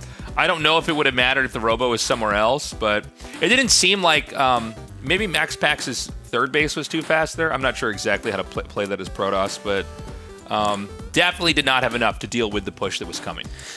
Yeah, it's kind of a pros and cons situation. If the Robo's hidden in your main or something, it's not going to die, but also it takes your Immortals a long time to get to the front. Yeah. Whereas if your Robo's at the front, you get the Immortals quickly, but like you said, it can be picked off. So that did end up being the case here, and I think Bunny's just got some really clean pushes in this matchup. And I got to say, it's exciting to see how well Bunny is doing. Yeah. I've always thought this guy is very consistently stuck with StarCraft and really tried to always bring out the best version of himself, and that's true right now here as well. And Gemini was saying, and I think he's correct about this, but that Bunny's finished his military service.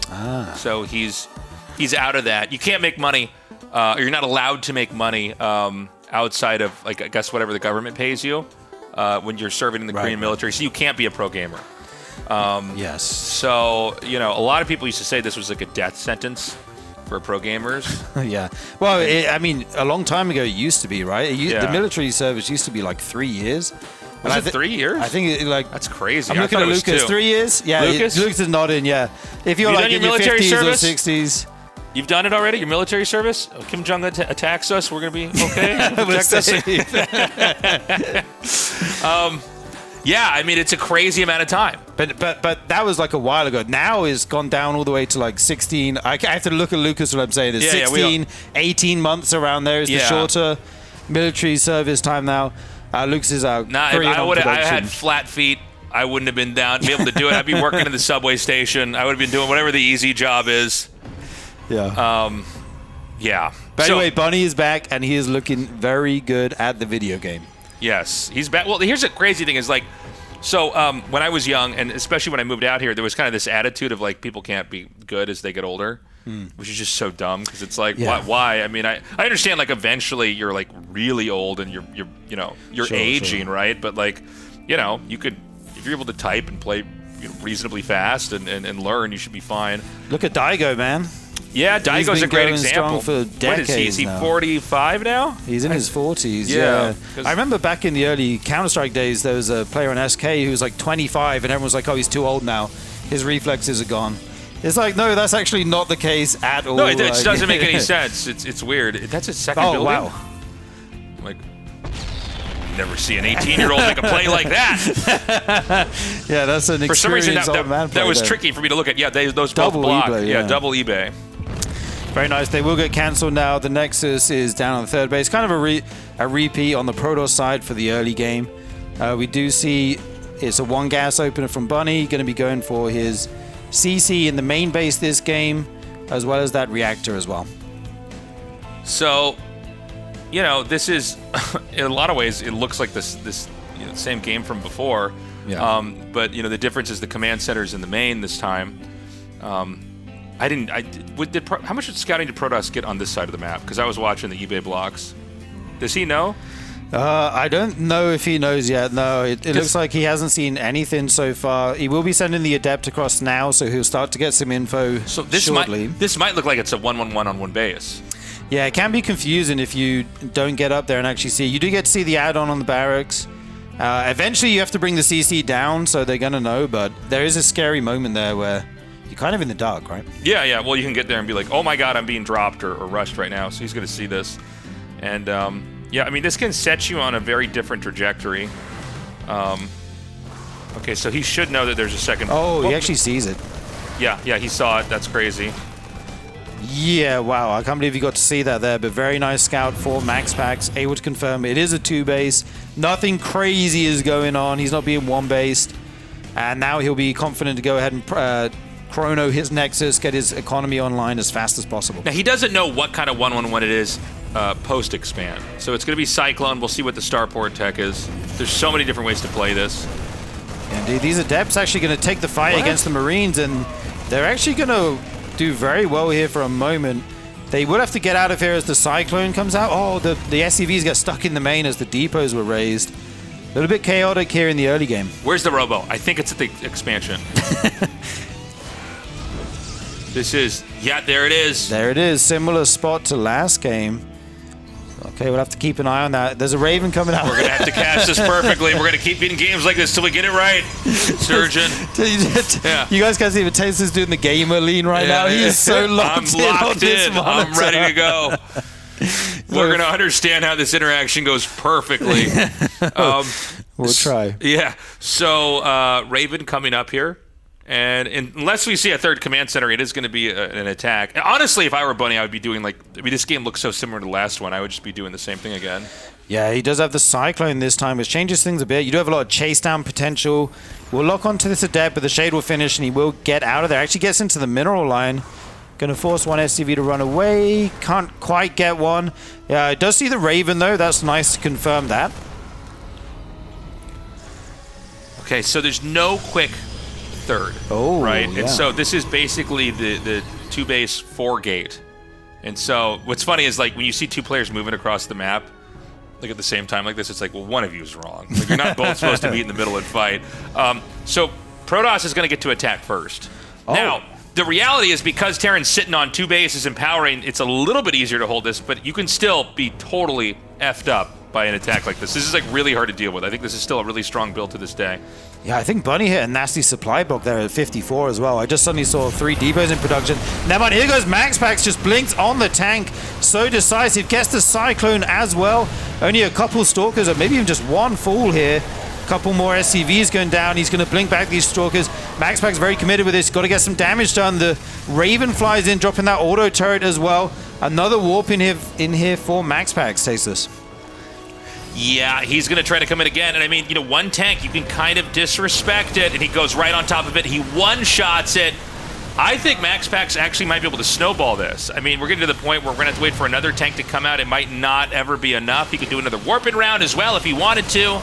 These Marines are all so low as well. Look at the HPs here. So many red HP bars. And these Blink Stalkers can kite for days. Going to move in and out. Pick off as much as they can. 5 more SCVs going down here. MaxPax has a work lead. He has a third base behind this as well as charge, but it doesn't matter. GG is called. Yeah. MaxPax takes it. I mean, beautifully done.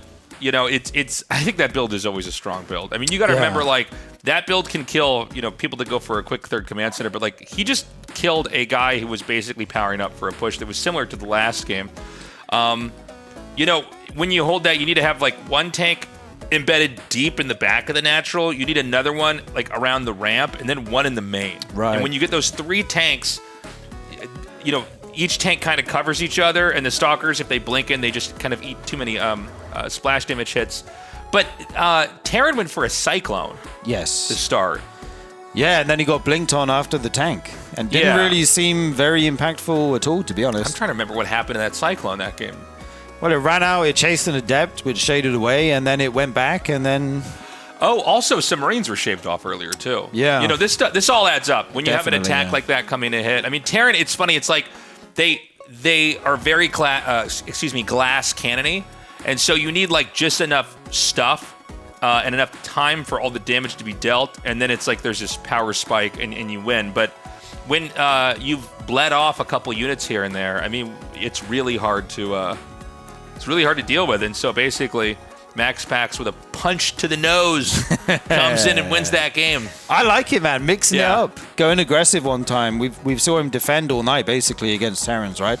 He said, no, this time, I'm going to go for the Stalker aggression, and he makes it look very convincing. Yeah, action-packed games here, by the way. We're going to go into that final game now. It's just loaded up here. Again, one player is out. The other player survives Group B.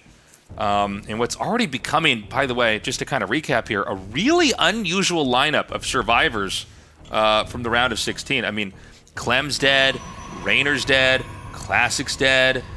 And just, you know, if you look at our tournament alone, but I mean, just in general, like, those guys were dominating last year. Oh, yeah, all making deep runs. Classic winning 2 seasons. For me, that's still the biggest shock. He's looked really consistent for a long time. I mean, of course, everyone has a bad tournament, but it seems like it's happening all at once with Clem out as well. Yeah, so, I mean, we're probably going to have a very different finals here for the RSL. In all the games that we had SCVs going across the map with eBay blocks, but we don't have it this time around. We have double gas on one base, which could be tech into fast command center, or at least that's been, you know, pretty common. Yeah, for sure. We'll be able to get that factory online much quicker. I think it's nice for MaxPax that he gets to take his Nexus where he would like to make it. It's always a little bit uncomfortable to take it at the other spot. And I'm curious what Bunny's got cooked up here. He's got to have a strong build here with his 2 gas opening. This is it. Everything on the line right now. You got to use whatever you think is your best shot to win. We see it's going to be a Reaper. The probe is denied from getting in the main. Actually doesn't really see anything except this barracks making 1 unit. Yeah, and I mean, Terran always wants to have a sense of what the probe can see in there and always make it around the space where they can't see in there. Just to keep people guessing, just to keep people looking, you know, and trying to figure out, okay, like, what can I actually, you know, what am I actually dealing with here? Even though you kind of already know it's going to be a 1-1-1 off this. Yeah, indeed. And we see another Reaper being made right now, as well as the factory. So this could be some kind of Reaper Hellion thing. We might see a starport go down shortly. Nexus on the way for MaxPax. And this Reaper's going all the way around the map here.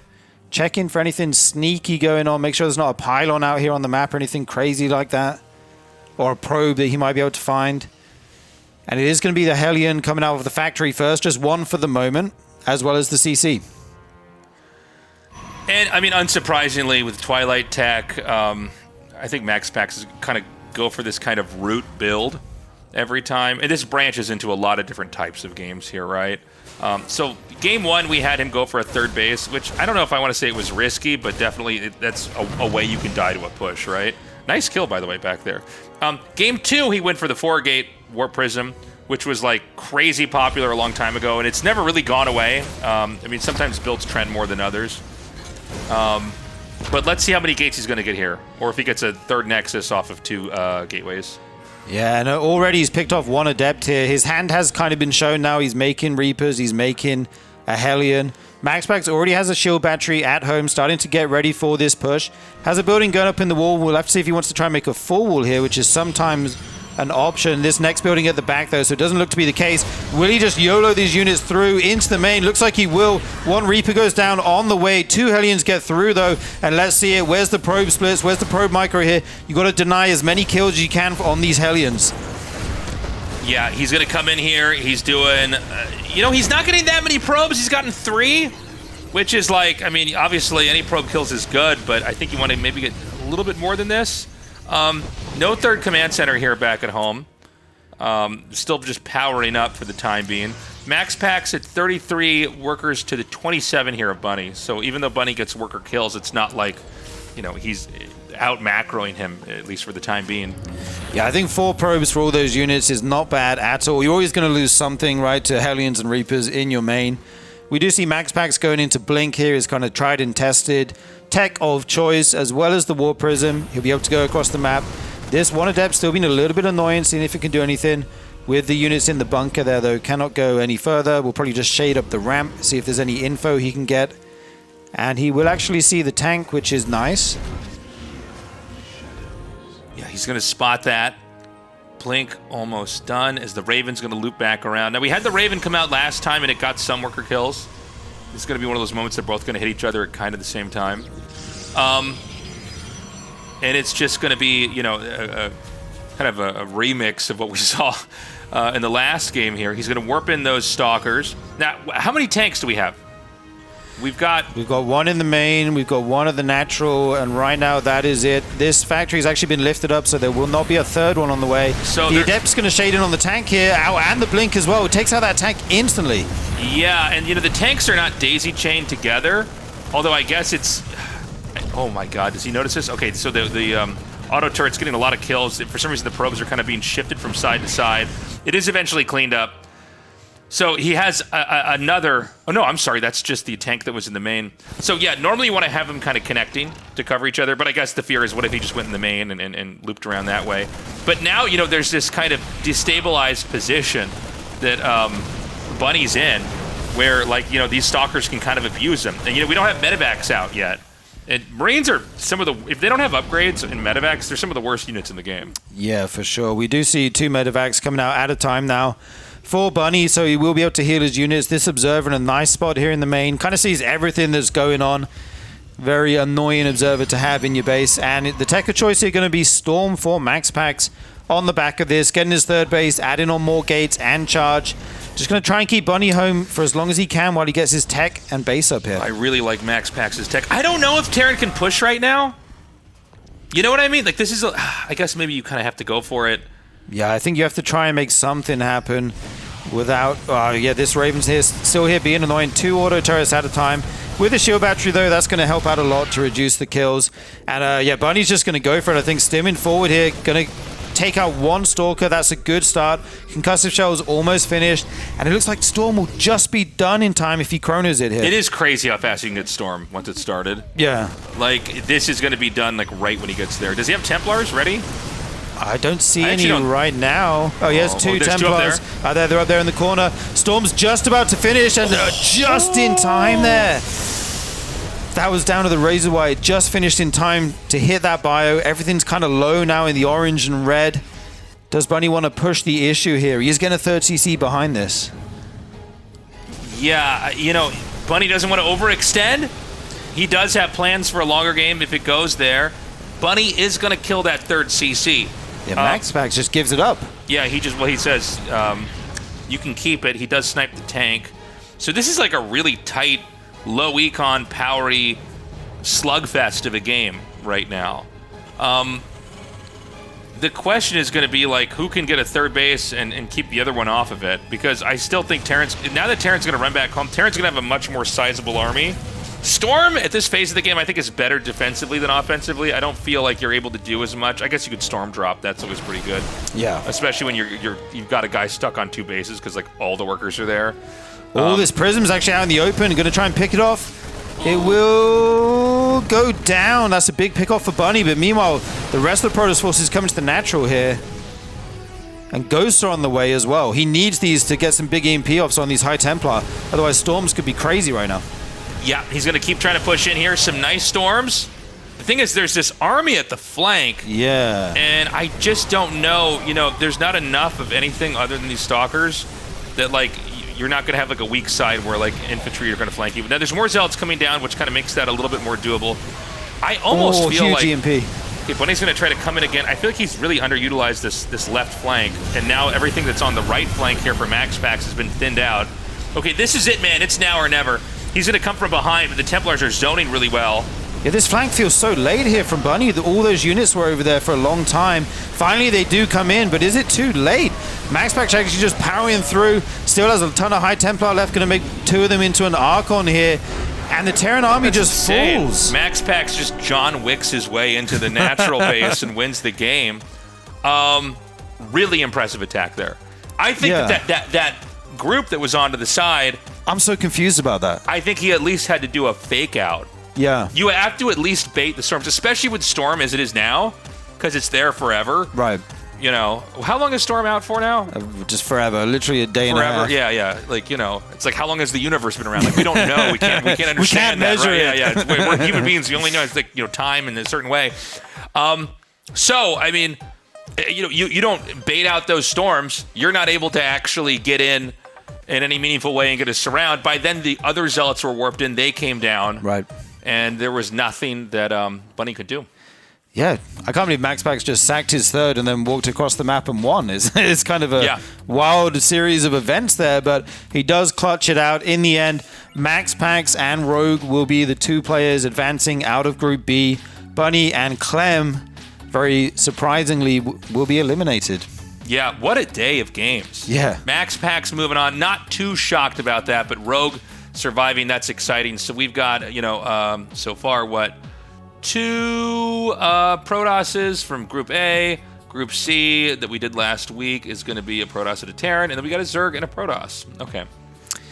Yeah, indeed. We'll see if any more players, any more Zergs. I'm kind of hoping Shin gets through as well. I'd like to see one more. I think Shin and Zerg Maro in the playoffs should advance. Yeah, I'd say they're favored, but Bjorn is also extremely good. We'll have to see what kind of form he's in on the day. I feel like sometimes he's just playing amazing, wrecks everyone, and then other times not so much. I feel like he could make it out.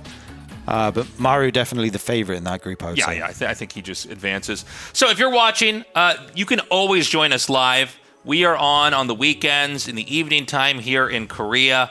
And we're probably going to be sticking to a schedule like this throughout the year when the RSL seasons are on. We do, for the final week of the tournament, we have a 3-day broadcast. We had the tournament very chopped up, and I think it felt fine until like the last 2 days, where we basically, like on one day we just had the finals, and it was like it was like an hour and a half, but it could have been like 35 minutes depending on how quickly the PvPs go, and we want to kind of stretch that day out. So before RSL was 12 days, we squished it down to 11 just to make the last day start earlier and kind of build up and be a little bit more hype.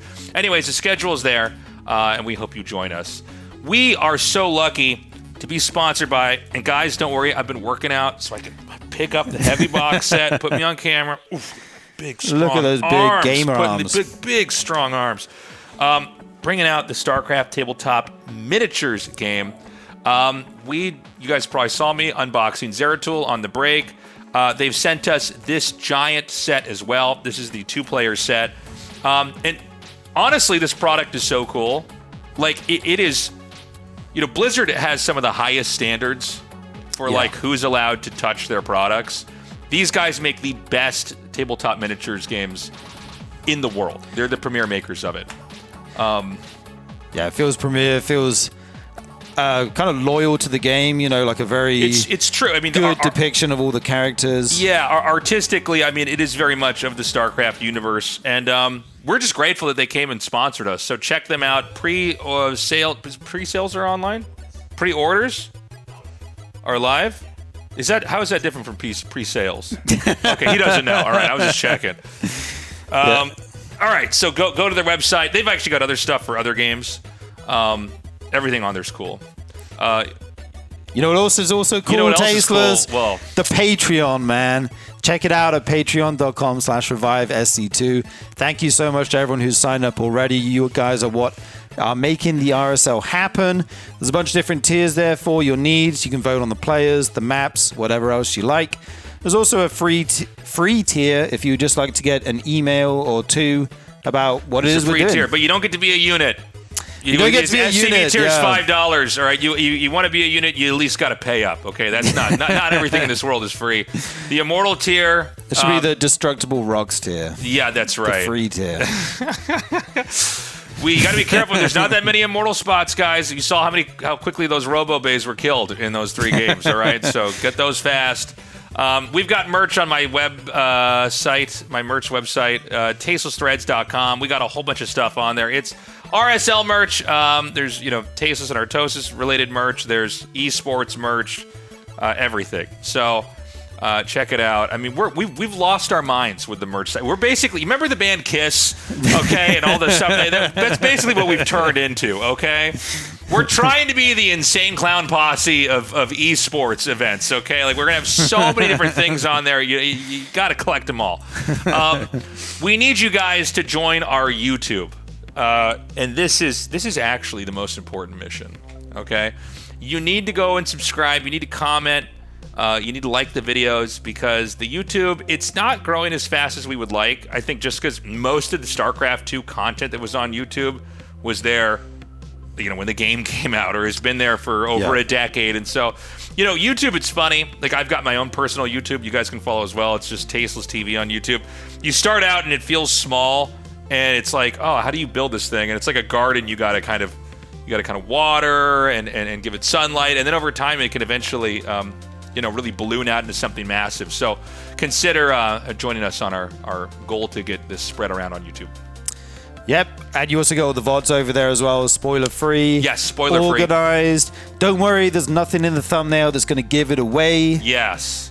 We don't have any kind of idiots making the thumbnail. I've worked for events. Won't say where, but they made a thumbnail and it was like of a finals, and they literally in the thumbnail had the guy holding the trophy. It was like a whole scandal in the company, and we're like, "What are you doing?" No. The guy's like, "I thought it was a good shot. I'm sorry." So we don't have anything that's going to spoiler it for you. We know some of you guys can't watch live. Everybody's busy, and that is important, right? Always, it does kind of ruin it a bit if you go to watch a game and you're like, oh, that guy wins. Yeah, unless I'm going to specifically just copy what the guy's doing to learn, and I'm like, but even then, it's like more exciting to get to try to experience it as if it's live, like it's a great show. Yeah. So guys, that's it, right? We did everything, guys. Thank you so much for joining us. We love you guys, and we will see you tomorrow for Group D of the RSL. Bye bye.